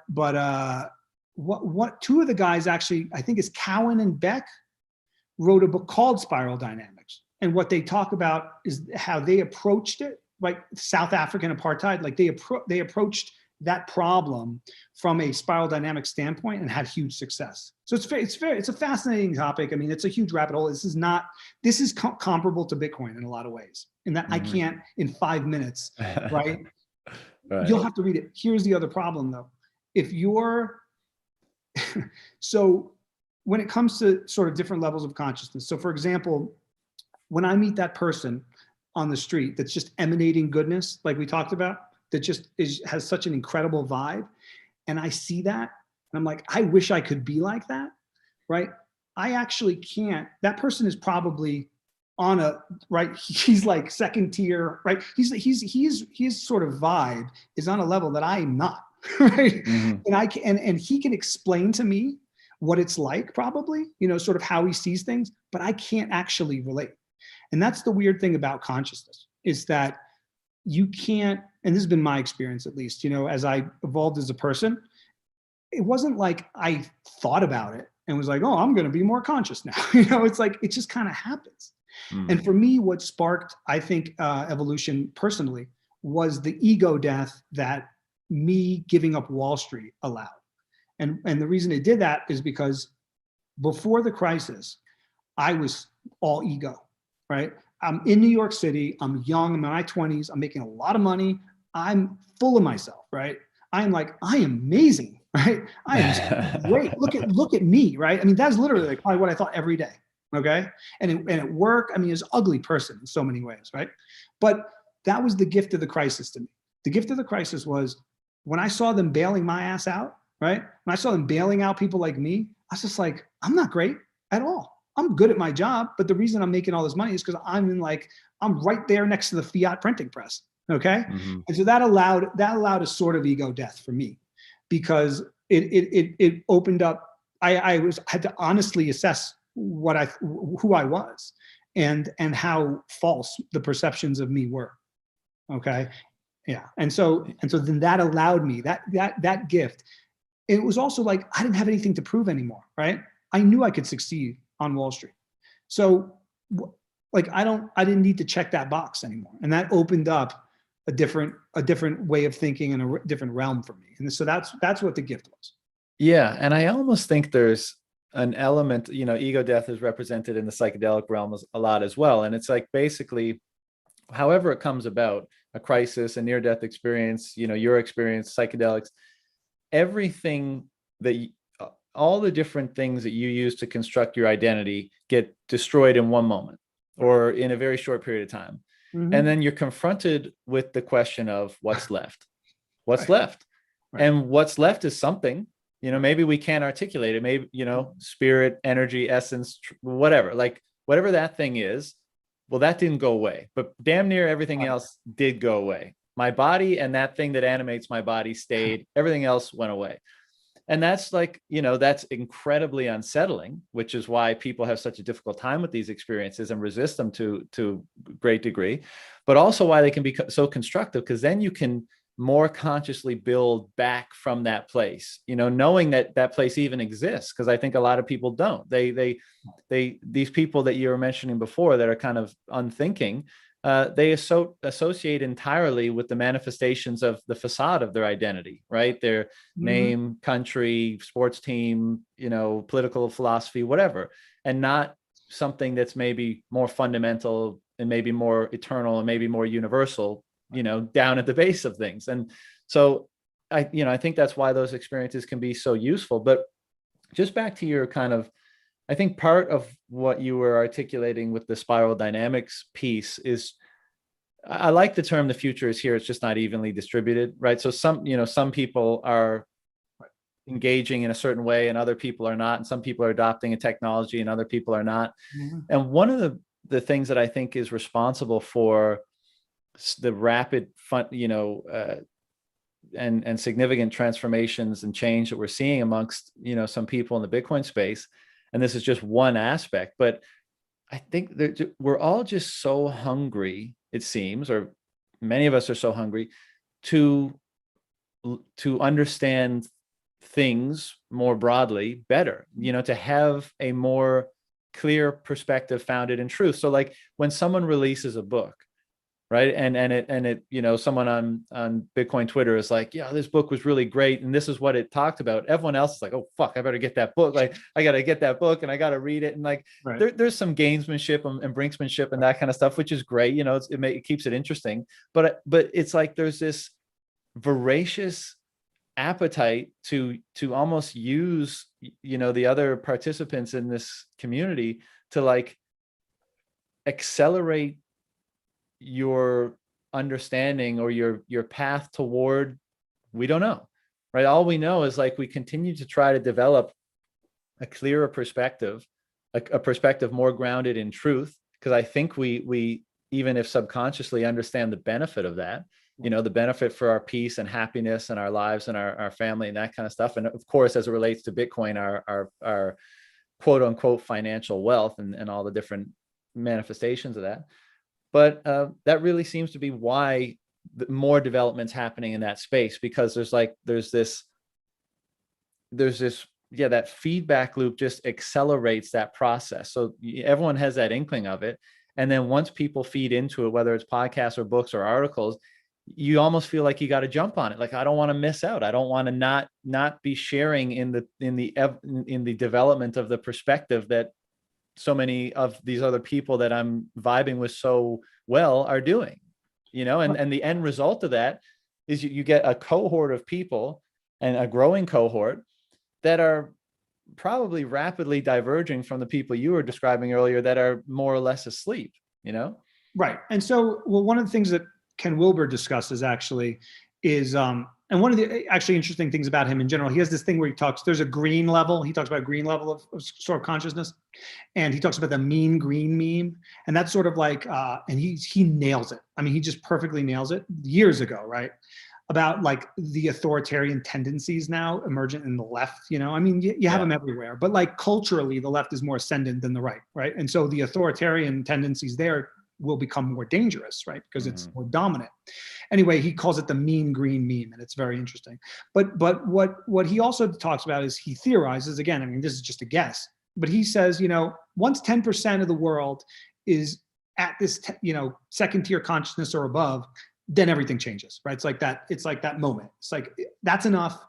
So many people are there that they're doing things that is going to change the world, right? And this, I think, is fundamentally an important thing to think about with all social or movements or economic change.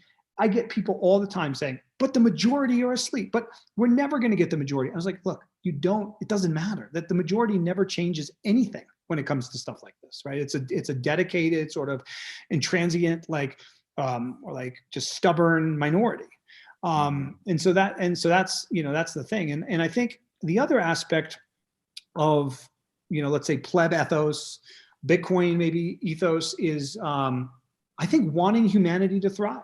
Okay. And the fiat mindset is one where you are saying, I don't necessarily care what the system is like. I want to kind of be sitting up here on the system, right? Or the or the pyramid, right? That's the sort of zeitgeist in that. It's that whatever, it might suck, but I want to be up here.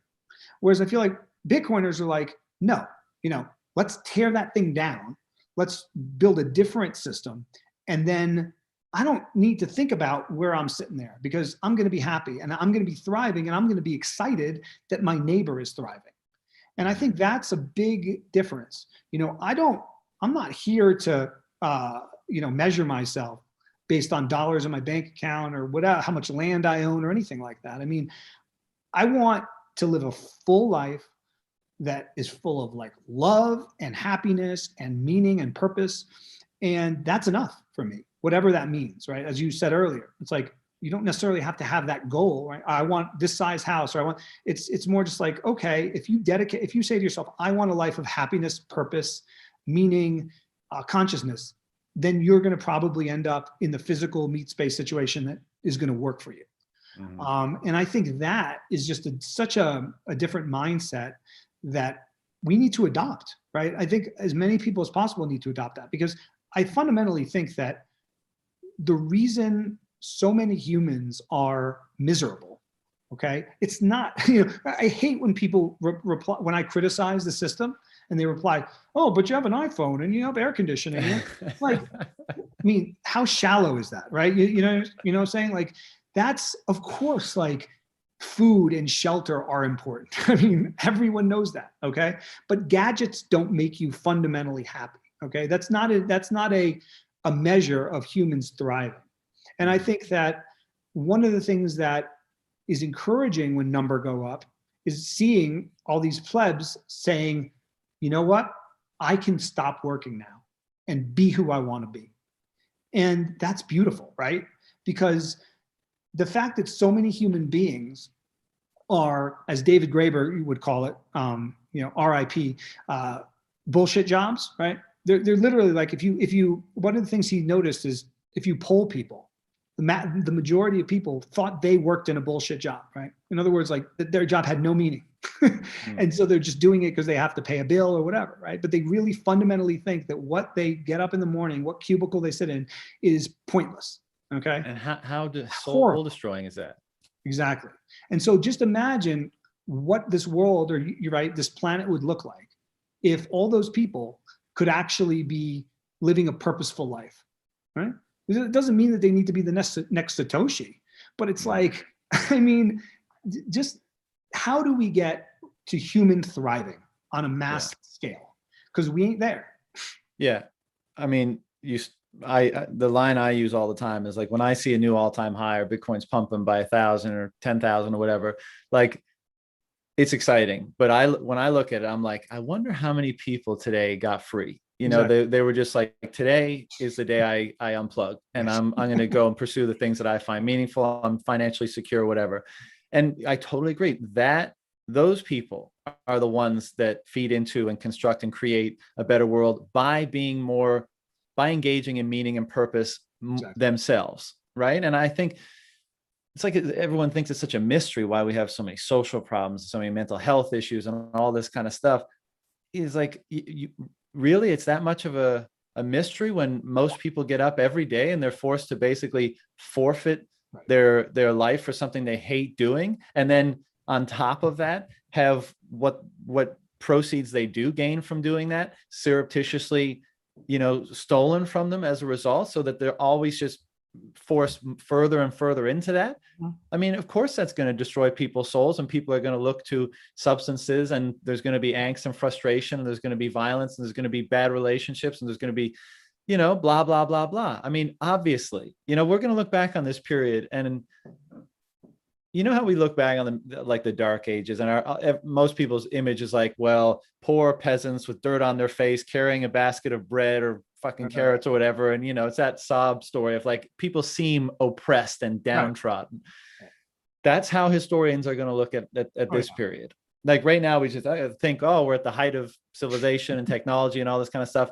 But from the vantage point of the scourge of central banking and false money being lifted, and the amplification of the human spirit that results from people being extricated from that system and being set on the course of understanding who they are and determining what they find meaningful and engaging in that. From that vantage point, they'll look back on now with horror. They'll be like, and this is the thing. They'll say, how did those people not see it? Right. Just as we say it now to everybody before us, Yeah, exactly. I mean, I like to say actually that we're not heading into a dark age, we're in one, right?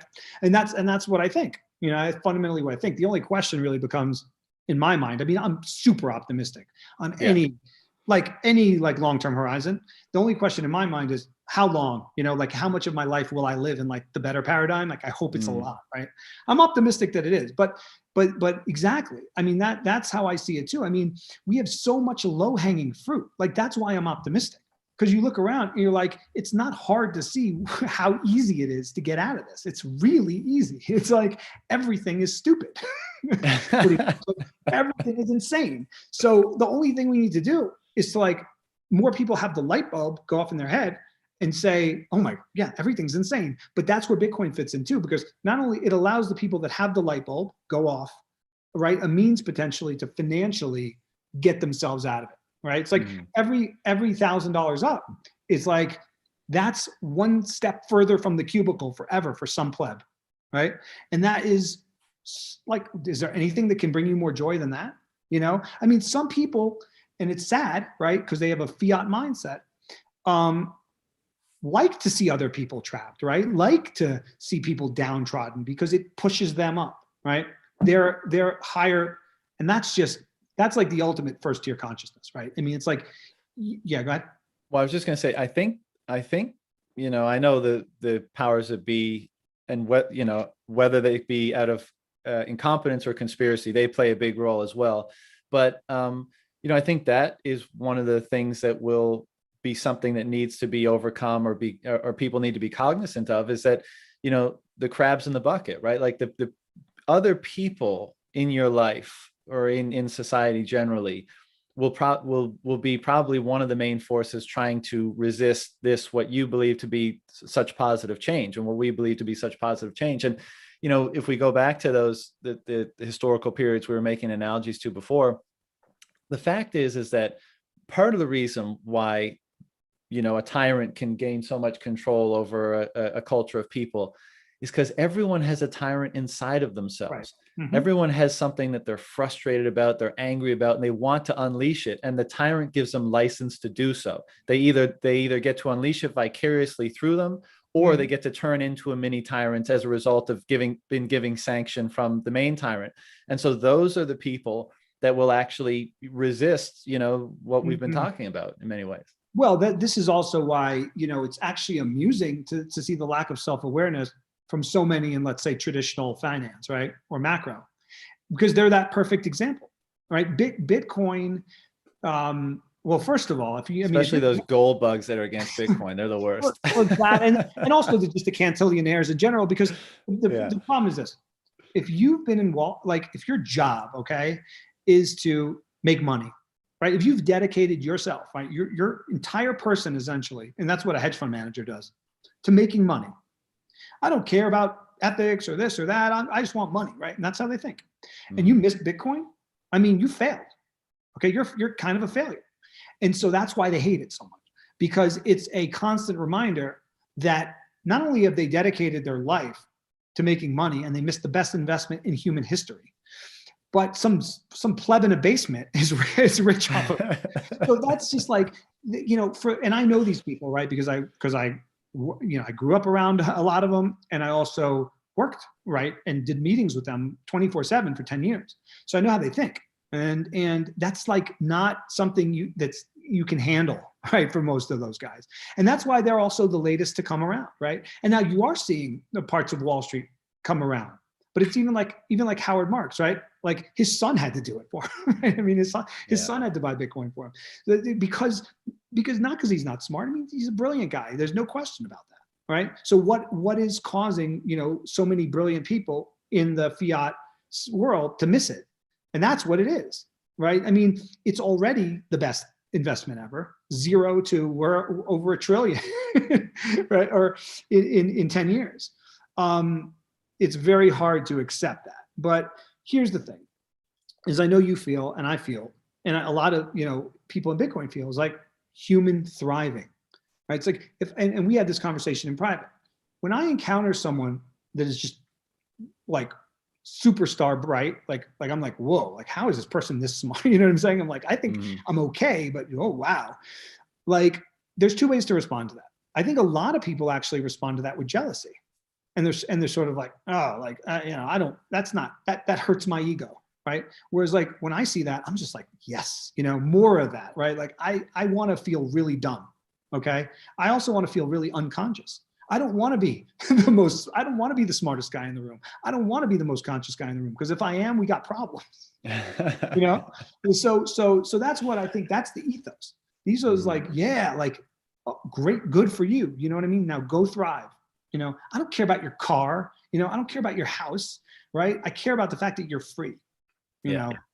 And I think this is part of the reason why those FinTwit guys are becoming so repugnant to the Bitcoiners, is because, you hear them say, oh, I'm objective. I don't get political or emotional about this stuff. It's all just numbers to me. And they espouse that as some kind of virtue, like they're being objective. It's like, no, that's Right. you're not being objective here. You're actively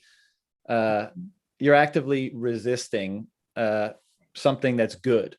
Right. You're not accepting that element of it. And look, I love digging into this, these type of themes. So I don't apologize for them, but like the idea of truth as a judge, right? Again, in the religious domain and in various other domains. And I think Bitcoin is one of those things where, and this is part of the reason why the cyber hornets shame so many people for not getting it and not, understanding it and not adopting it, is because it is so inherently political. Yes. in its current, in our current landscape, that whether you adopt it or reject it, you're telling people about yourself, something about yourself. Either you haven't taken the time to understand it and you're kind of arrogant and incompetent, or you do understand it and your principles align with the incumbent system rather than this emerging system. But either way, you're going to be revealed in some way. And again, I think that's probably a hallmark of truths generally. Yeah, it's like that quote about politics, right? Like, you may not be interested in politics, but politics is interested in you. You may not be interested in Bitcoin, but Bitcoin is coming for you, right? Yeah, I've seen that around a bunch. Have you seen people say that? Okay, that's funny. Yeah, I mean, that's sort of how it is. And also, look, I take it as people, again, I think it's people wanting, humans to thrive. And I struggle with, look, I'm not the biggest fan, honestly, of have fun staying poor, not my favorite meme. But I also misunderstood it at first also. It's not, right? It's not being like, oh, look at me, I'm rich. It's really be like, you're making a choice to stay poor mentally, right? Philosophically, not just materially. Like you're by rejecting a new system that is so profoundly different and so profoundly freeing, you are choosing poverty, not just monetary, but poverty of the soul or something. Right. Yeah. So it's like it's totally misunderstood, and I also misunderstood it at first too. But that's the thing, right? I mean, it's easy to take a superficial fiat approach to all sorts of things, but when you look down in the deeper meaning, it's like the laser eyes thing, which I'm going to actually plan on writing about in the pleb book. As soon as I saw it, and then I found out it was 100K, I was like, the 100K thing, like, you know what I mean? That's not why I did it. You know what I'm saying? Like, I don't plan on taking off any lasers when we hit 100K. That's not what it's about, right? Why I thought it was so powerful is because all of a sudden, right, like that day or those 2 days, remember when it first started? I'm like seeing all these plebs with laser eyes. I'm like, oh, I kind of like looking at this, right? First of all, I thought it was visually appealing. And then I thought it was like, whoa, this seems to be this emergent thing that's just kind of coming from like the bowels of Bitcoin, like bubbling to the surface. As I immediately liked it. Yeah. I love it. I need that. So like, one of the plebs sent me these. Oh man, that's fantastic. Awesome. That's fantastic. So to me, but what it represented to me was switched on and focused, right? Like we're switched on, we're switched on to a different kind of like wavelength, right? Or we're switched on to frequency.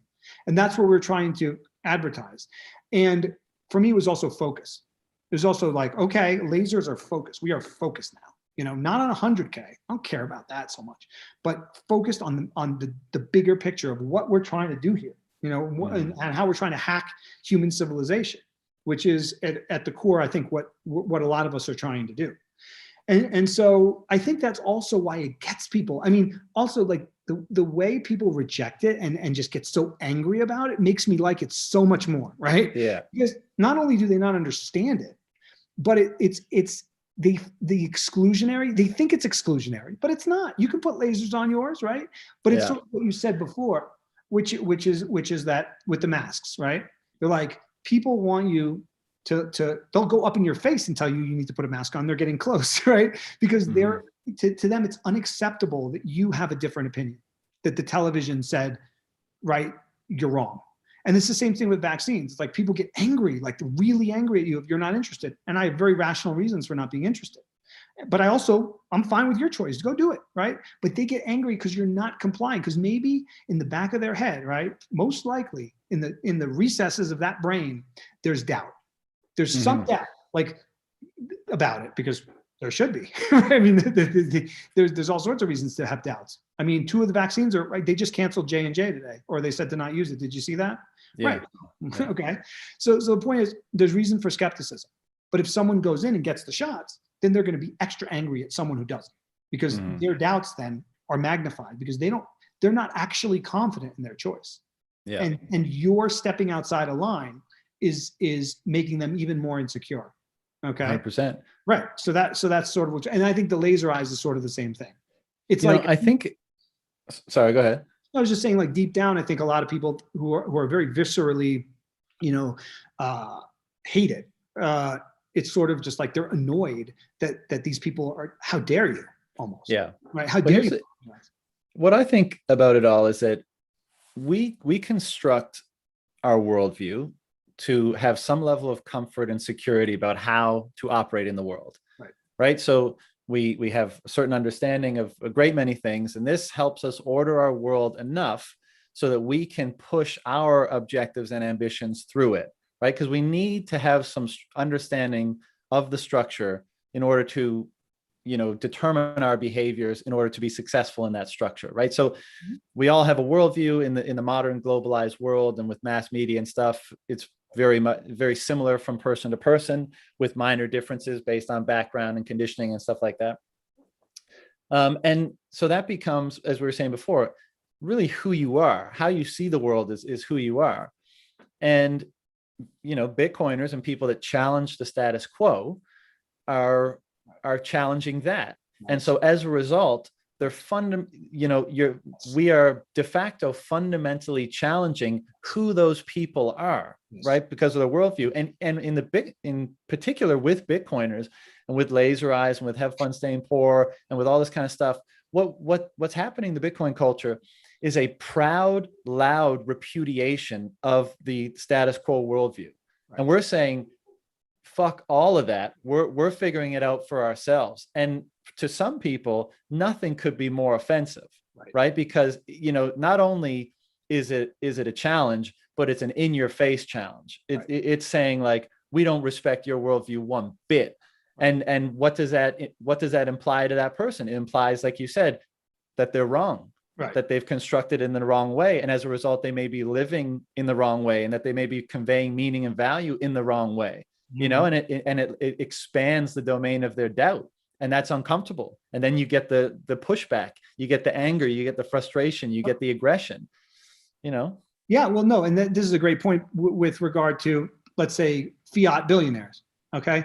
They, my fundamental belief has always been that so much of why they have those billions, right, or in the position that they are, is to prove something and to have a certain status in the hierarchy that makes them feel that's constantly stroking their ego, that they're better, that they're here and everyone needs to know it. But more than that, right, that kind of personality, right, demands worship, wants it, right, wants everyone to think equally, right, that they are great. Like, you have $3 billion. Doesn't matter how you got it. You are someone to look up to. You are amazing, right? And that's let's say the fiat mindset. And what I love about Bitcoiners, and I've always felt this way anyway, is like we're like, you're a fiat billionaire, whatever, like, who cares? Like, you're nothing special, F you, right? And that drives them nuts. And so that's why I actually actively encourage this. Like, I actively encourage to do the opposite of billionaire worship, because they can't stand it. And if they could use some ego death more than anyone. And so I love that attitude. I think it's great. I think you're dead on as far as what's going on here. And it's crazy, right? If you think about it, and a lot of people have pointed this out, but cultures are very different, right? Like, if you go down to Peru, Chile, whatever, like, you're going to see totally different cultures, like people eating different, vibing different, right? All that stuff, tons of difference from where we are, even Colorado to Texas, right? But how crazy is it that with the diversity of humans out there, okay, and the diversity of culture, that every country basically has the same economic system, right? I mean, that's not organic. That's not natural. That is completely, that's abhorrent. I mean, it's grotesque. It's top-down forced, right? Every country has a central bank. Every country has banking exactly the same, right? I mean, it's crazy. And so, again, to your point, that is a religion, okay? The banking system itself, the economic system that is dominant globally is a religion, and it's a normie religion.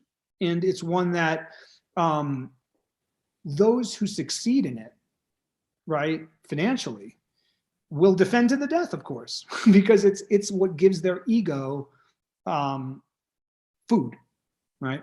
So the success within that. So if you're challenging, if you're challenging the system itself, and that system brought vast riches and fame to someone, that is, as you say, going to be taken as a personal attack, right?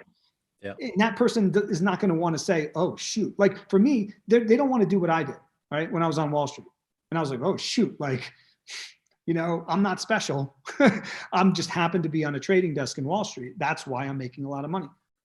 Clearly, I mean, nobody else quit with me. You know what I mean? Like, I don't know anybody else. And none of my friends that I worked with, you know, on Wall Street did a similar thing to me. So it's clearly very difficult for someone who succeeds within a paradigm to rebel against that paradigm. And that's what's going on. Yeah, I couldn't agree more. And then you got the kicker where even the people that aren't succeeding in that paradigm, by virtue of them not succeeding and perhaps how they've come to not succeed, and certainly the cards have been stacked against people as we've been discussing, but nevertheless, they're going to be almost asking for the system that's been disenfranchising them to grow in a false attempt to resolve the issues that they're having. And so those people can be resistant to the proud, loud repudiation as well, you know? Yeah, I mean, that comes down to, and that's why I say that my two favorite political movements are Bitcoin and localism. Yeah. Because it's fundamentally saying, this is shit, and I'm going to do something about it. Okay. And so when it comes to localism, it could be homesteading. It could be, you know, making, you know, more of a tight community with your neighbors, focusing on, you know, locally. And then with Bitcoin, it's clearly just rejecting, you know, the entire, the system, financial system itself, you know, but there is, and this is the problem, so many people are, and I like to say this as well, it's like Americans in particular, and I can speak to Americans because I am one, are obsessed with focusing, or humans in general are obsessed with focusing on symptoms, right? They look around and they say, this is bad. And they're just like, okay, let's patch that up. Okay, so income inequality. And this is where I get upset with when it comes to, like, you know, taxes. Now wealth inequality is a huge issue, right? But it's an issue because we have the system. That's exactly what it does. And so if you go and say, okay, let's deal with wealth inequality by raising taxes, that solves nothing, okay? Right, because you're still leaving the system in place. And the people that can game that system will just game the system even more. And so, yeah, they'll avoid taxes because they're very good at doing that. And so it's like, that's the appeal of Bitcoin to me too. It's that you're not tinkering around the edges of a system, right? You're not dealing with symptoms. You're saying, this is fundamentally flawed. This is fundamentally archaic. This is fundamentally bad for human beings. This is better, right? And that's the difference between. Yeah, and the beautiful thing about it is you're not trying to impose it on other people. You're simply saying, I'm going to go this way, you go that way. Let's see what happens. And, you know, I love how you're combining Bitcoin and localism. And I think this is a theme that's also emerging pretty rapidly. And we talked about Joel a bit and what he's doing with, you know, the cattle co-ops and stuff. You know, how great, and I don't think this is very far off. I mean, some people are doing it already, including yourself, but how great would it be, you know, to have a community of people that are very much on the same wavelength like that are raising their own food and regenerating the landscape and have a beautiful surrounding and have strong families and can come together to eat and, you know, spend time in nature, be merry. I mean, that's the funny thing. Like all these Bitcoiners around the world are becoming, and if we're correct, going to be extremely wealthy people, especially relative to the average person. And the things they want most in life is a healthy family, good relationships in their life, big dinners with all their friends, routinely, healthy and clean food. And that's pretty much it, Well, that's interesting you say that because, like with Brandon, the mushroom man of Bitcoin. Yeah. Yeah, I love him. But anyway, he brought up this idea. I think it was maybe a month ago. He's like, let's do a Bitcoin camping trip. We'll go out and we'll like roast something over the fire and we'll just hang.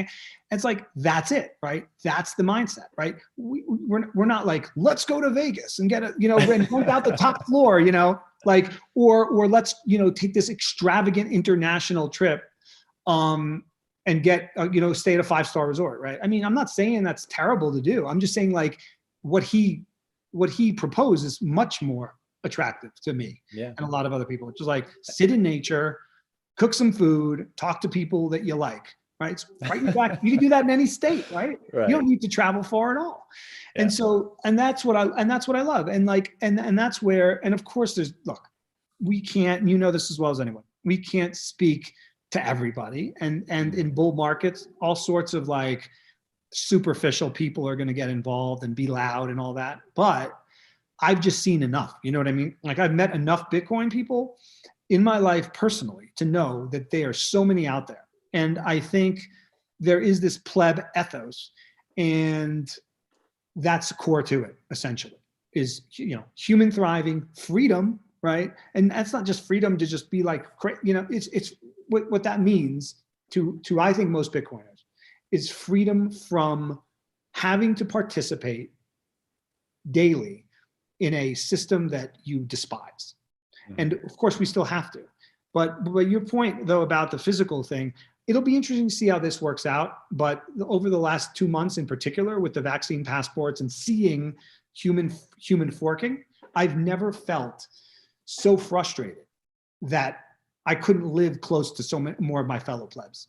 Like, right. I mean, that to me, I feel like we'd be fine, because not because we'd have all the money, right? But because instead of going to a restaurant or a ball game where they're making you show a vaccine passport, we'll just like hang out in each other's backyards or something, right? Or open our own brewery, right? And go there without, right? And that's the thing. So, like we'll see how this will evolves. Like, maybe the whole human paradigm will shift and life will be better, or maybe we do have to, a lot of us like-minded ones will have to sort of decide to physically, intentionally migrate to certain areas. So be it. I mean, and that's happening to some degree now with the Florida and Texas inflows and that kind of stuff. But just the last point on that is like, I think, Bitcoin is this mechanism for reorienting your systems of valuation and meaning.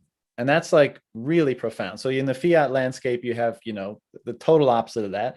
And it seems to be, it seems to be reorienting all that dramatically. And so, we're looking at it in a very basic way right now, because we're just trying to extricate ourselves from the existing paradigm. So we're just thinking like, all we need to do is, spend time with each other, be in nature, have strong families, be safe, do some fun things together. But what I'm interested in seeing is how that develops into the emergence and in some cases re-emergence of certain rituals that, maybe we lost in the past. Like Joel mentioned that, for what he'd like to do in the future is when it's time to harvest an animal, he would like to bring the community together to celebrate, the life of the animal and ceremonialize and ritualize, the ending of life of that animal such that everyone can benefit from the sustenance that it provides. And like those types of experiences that are one, super powerful experiences, I would imagine. And two, like really bring the sacred back into all of our lives. And I think there'll be many instances in terms of our food and in terms of whatever else in which we do that. We bring back the sacred, or we bring back the maximal meaning and value into our lives. And that will constitute the things that we get joy from and the things that we think are the most deserving of our time.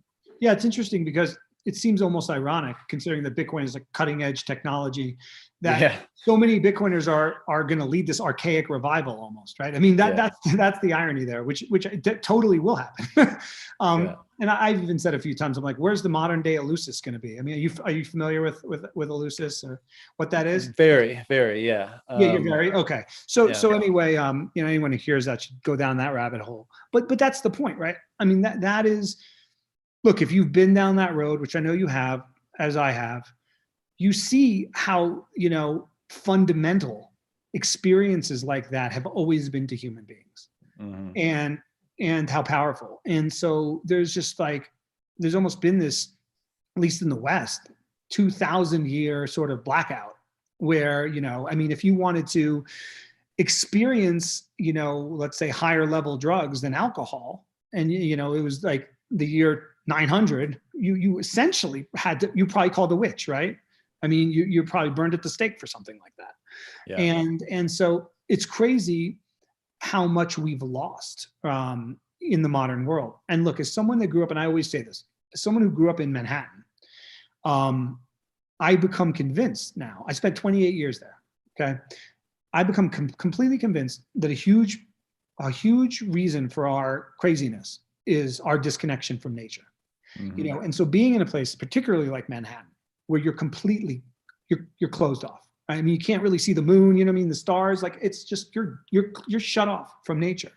And so then what happens is your whole reality, the matrix there, is human competition.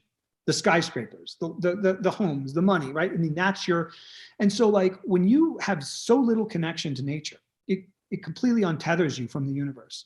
And so being out here in Colorado for the last 10 years, I've seen such positive benefits from day one of being around nature more often. The cycles of the seasons, being so in tune with them. And that's why one of the reasons I love gardening, I'm a big time into gardening, is because it forces you to be very connected with everything and react to it as well. Like it's going to be 21 degrees in 2 days. I mean, it was 80s last week or 70s, right? It's crazy. And that's going to affect my planting and I have to be aware of it and all that stuff. So, that's another, I think that's something that we're going to start appreciating more as well, is this, we built these skyscrapers, and we built this society that we think is so perfect and the pinnacle, and we've lost so much.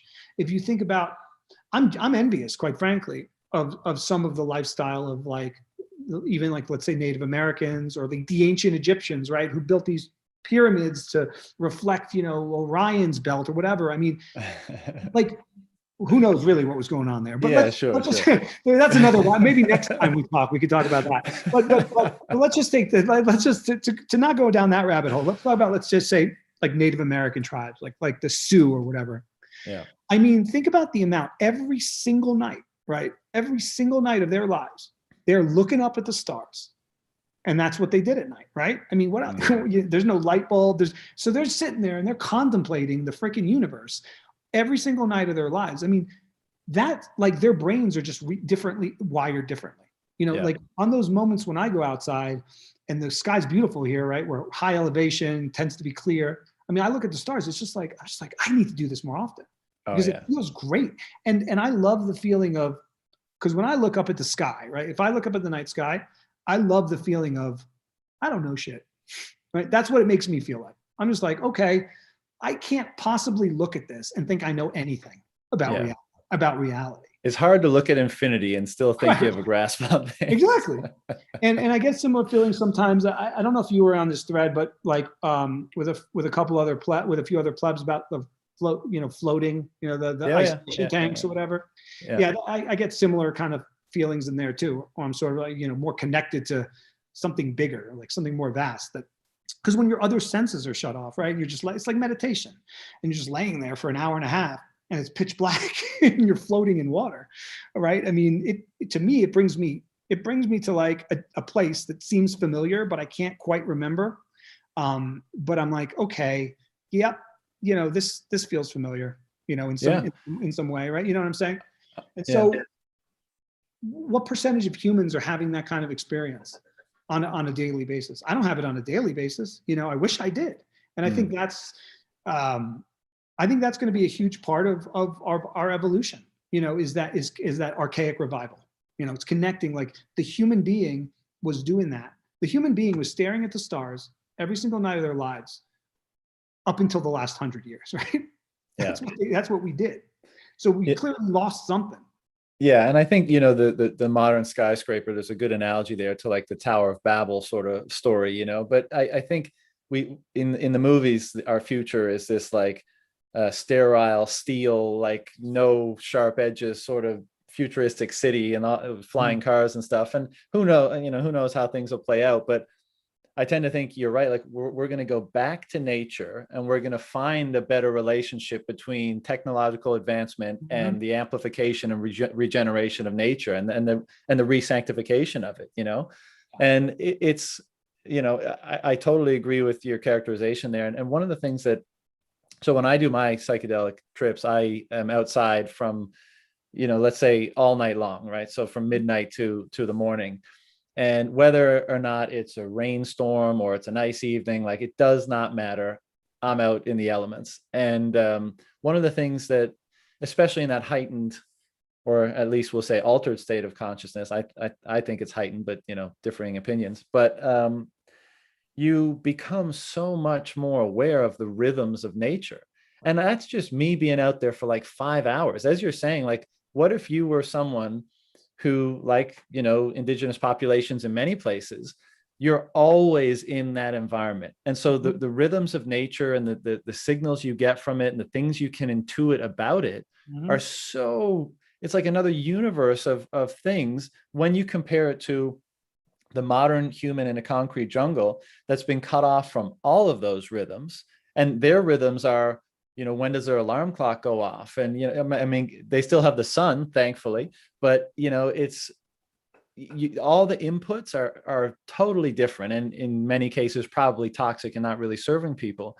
And I, you know, again, in keeping with this characterization of, you know, the common plebs realizing the facade or the folly of how we've been constructing things and how we've been living, there is that desire to, you know, go back to the land, as it were, at least in a certain capacity for the value that they're now perceiving in that domain. And we will find out as this culture emerges, like what's the proper balance between the two. Like when we have these, cattle co-ops with your Bitcoin mines and, you know, your flying cars next to it, or who knows how that'll all play out, and it'll play out differently for everyone in different places. But it's a really encouraging trend, in my opinion. Let's put it that way. Yeah, and that's why I like to mention Bitcoin with localism as well, because unfortunately, a lot of, you know, I've had this experience on Twitter. Some hardcore, let's say, homesteading or localists aren't a big fan of Bitcoin, and I think that's such a shame, you know, because again, it's sort of the mindset of we really need to go back, right? And Bitcoin is going in a different direction, which it is, right? But I like what you're saying in the sense that there's a lot we've lost. Right? There's a lot we're missing about how human beings have always lived that we've just forgotten about or rejected entirely, or don't even know that we're missing. And then there's stuff like Bitcoin, there's modern technology, and there's things that we like. Okay, it's not this one or the other. And I think it's that the human being today is just living so out of balance with what I believe is a happy human life, that restoring that balance is of the utmost importance. And I think what a lot of Bitcoiners see, right? Now, a lot of people see us as crazy for seeing this, but what we see is that Bitcoin is a means, a good means, right? A means you can get behind to an end, right? I mean, I like to say Bitcoin is a teacher. It teaches you that what's possible, right? What can be, and it teaches you to get out of the current mindset. Because so many people just, as you say, they just accept reality as it is today as the pinnacle of human civilization. But we both agree we're in a dark age, or we might be slowly exiting a dark age. Into the Renaissance, right? I mean, exactly. Like, you don't know.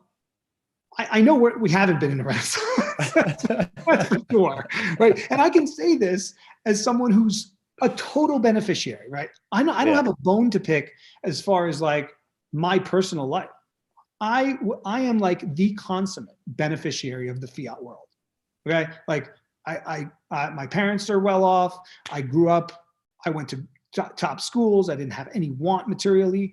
I went to Wall Street. I was super successful in the fiat world, and I could have continued to be.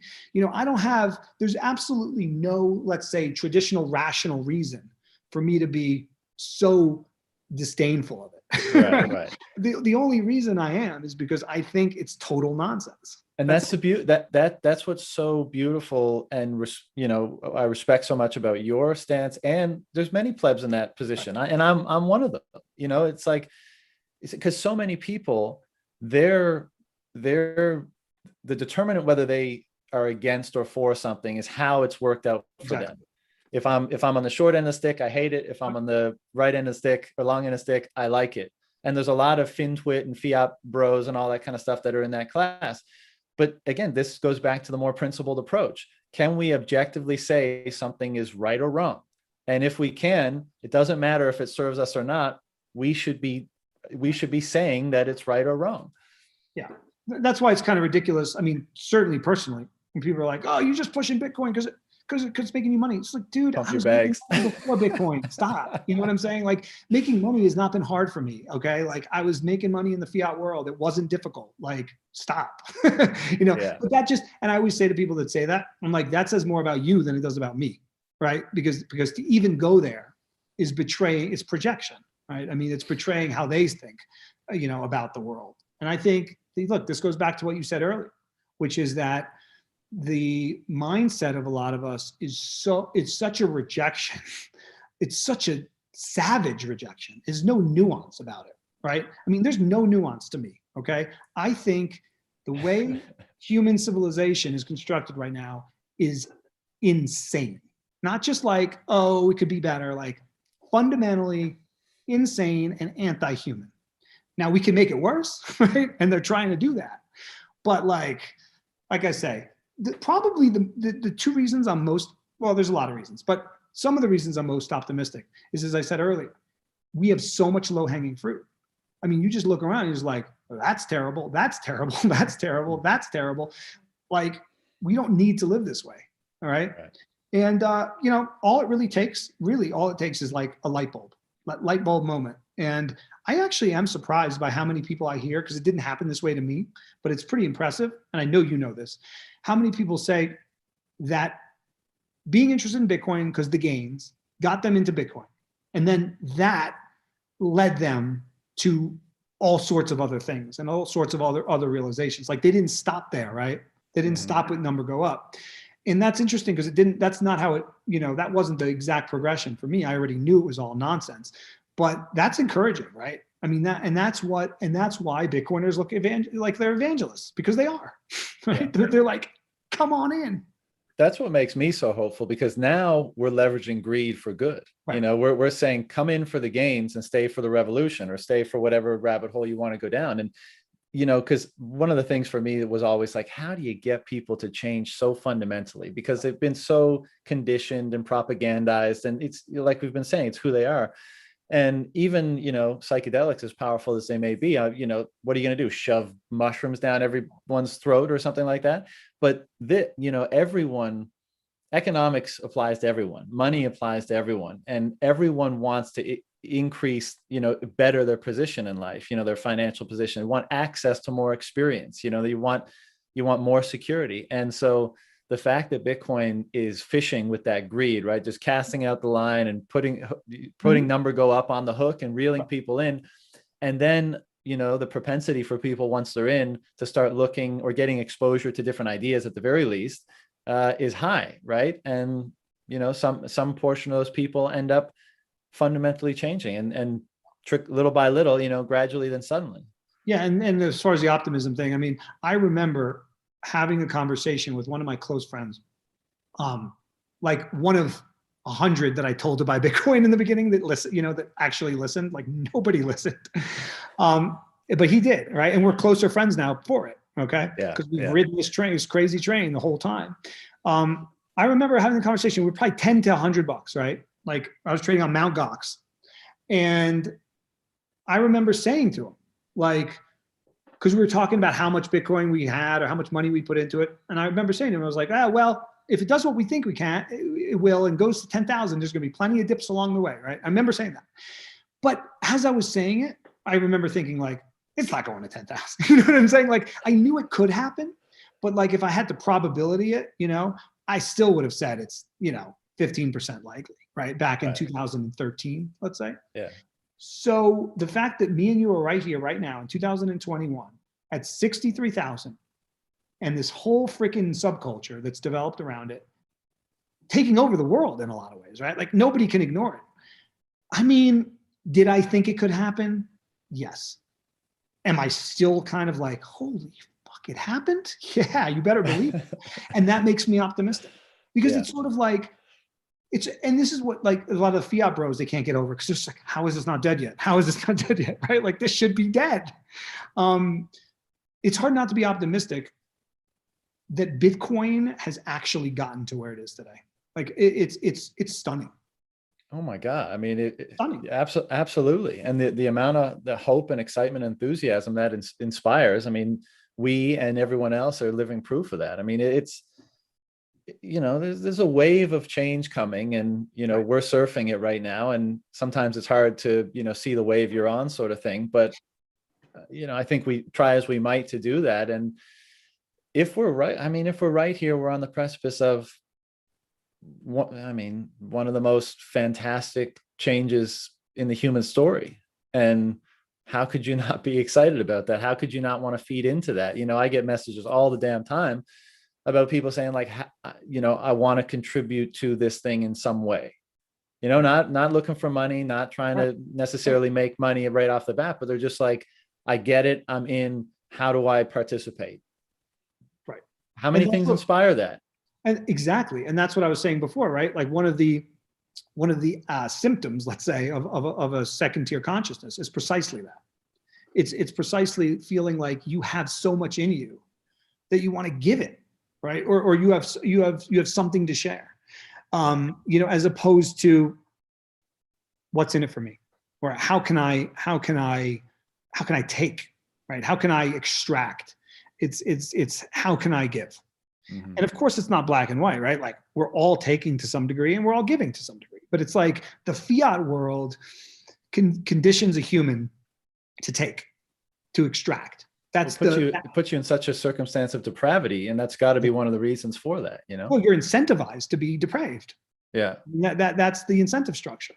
Okay, incentives rule the world, mm-hmm. and so in Bitcoin, the incentive is not. Right. I mean, it's like you buy some Bitcoin, you sit in it, you learn about it, and then you try to improve yourself. I mean, I've never seen a group of people that were so, as you said earlier, just like thirsting for, how do I improve myself? What did you do to improve yourself? Oh, that's interesting. I mean, just the other day when we were talking about the like modern day Eleusis, and there are all these plebs coming in talking. I have no idea who they are, right? But I've seen them. They're smart as heck. And talking about like, well, okay, well, this is what you should do with your ice bath. And okay, well, my job is I want to build spas. Like, this is how I'm going to build spas. I'm like, whoa, okay, this is amazing, right? Yeah. Who are these people? Who are these plebs, right? But it's great. It's like it's this like human like web. And I hope that it would be great if Brandon actually wrote an article one day about like, comparing the pleb culture to the mushrooms too, fungi. I think that. Oh, I'm sure he will. Last two things. The book, I've been trying to remember the book. It escapes me now. Written I think it was last year. You may have read it, but anyways, it was looking at Eleusis and the foundations of Christianity. Yep. Have you read that one? No, but it's the key. It's something key. Yeah. Immortality key. It's the immortality key. That's it. That guy was on Rogan. Yeah, good book. But speaks to the importance of that institution and how it was carried to different places, and how it was quelled in Eleusis and went underground in Rome and stuff like that. Interesting book. But speaking of books, and I didn't ask you at the beginning of this how much time you have, but I want to let you get back to your life. But this the Pleb Network working title book that's being worked on. Did you want to mention anything about that? Or sure. I mean, it's going to be interesting. So obviously, we're both writing a chapter in that. So I just wrote a tweet the other day because I really felt it. I am a writer. but I'm a writer that gets very scattered. And also I go from one thing to the other. And I just tweeted, I was like, I should write a book called The Pleb Network, but I'm too lazy, which is all true. I am too lazy, or busy with other things. And I should write it, because I think I could express a lot of the things we're talking about in written word. And then, Nick Can't Mind came at me, one of these Zoomer guys. Young Nick. Yeah, who of course encourage all these Zoomers like in Bitcoin are the most encouraging probably. Yeah. But he's like, you want to co-author? And I was like, and even then I was like, that's still too lazy. And then some pleb wrote, you know what? We should pleb source it. And I'm like, that's a great idea. That makes a lot of sense for the Pleb Network book. Right. I shouldn't be, I'm also too lazy. But so then I was like, let's do that. Let's pleb source it. Who wants to write? And then Nick was, and then I also followed that up with, I'm too lazy to organize that even. And Nick was like, I'll take charge. I mean, I hate organizing stuff. Just I'm my desk, like I'm very unorganized. But anyway, so Nick was like, let me take this over. And so he then got together a bunch of people who are going to contribute a chapter. And we're just going to write basically a book about how we see the pleb network, how we see pleb culture, how that's helping us, how we think could help the world, and I'm planning on writing the foreword to it, the introduction. And so I'm excited to do that. I'm very excited to do that. And I'm excited to read everyone else's contributions. So I think the goal here is to have it written and done by the summer. So we'll see. We'll see if plebs can pull it together. Sure. We'll see if all this pumping up we've been doing of plebs is actually real, if it's just bullshit. Exactly. So 2000, the next halving, we're like, oh yeah, it's coming, guys. Don't worry. But we'll see. Yeah. Pleb power, man. Yeah. Well, dude, I'm sure we could speak for another 2.5 hours or longer, but I'll let you go for this round, and we'll kick it back up some other time. But any final comments before we shut it down? No, not really. I mean, other than the fact that this is happening because of the pleb network. Just getting to know people, connecting with people, and then just having these like little symposiums, right? Little like philosophical chats. I mean, what's better than that? Rather than me like having these thoughts in my head, it's much better to talk to somebody about it. So thanks for doing it, John. Love your work. I like the way your brain thinks. And anytime you want to do it again, I'm down. 100%. We'll maybe around the time of the book, that seems like a fitting time to have another chat. Probably would be a good time. Yeah, we can maybe get like a bunch of plebs on it. Maybe we do it with everyone who's contributing. That exactly. Sounds right. Cool. Yeah. All right, cool. All right, man. Well, look, you keep up the great work as well. I really appreciate, your voice and the things that you write about and say on Twitter. And I look forward to doing this again whenever we get back together. Definitely, John.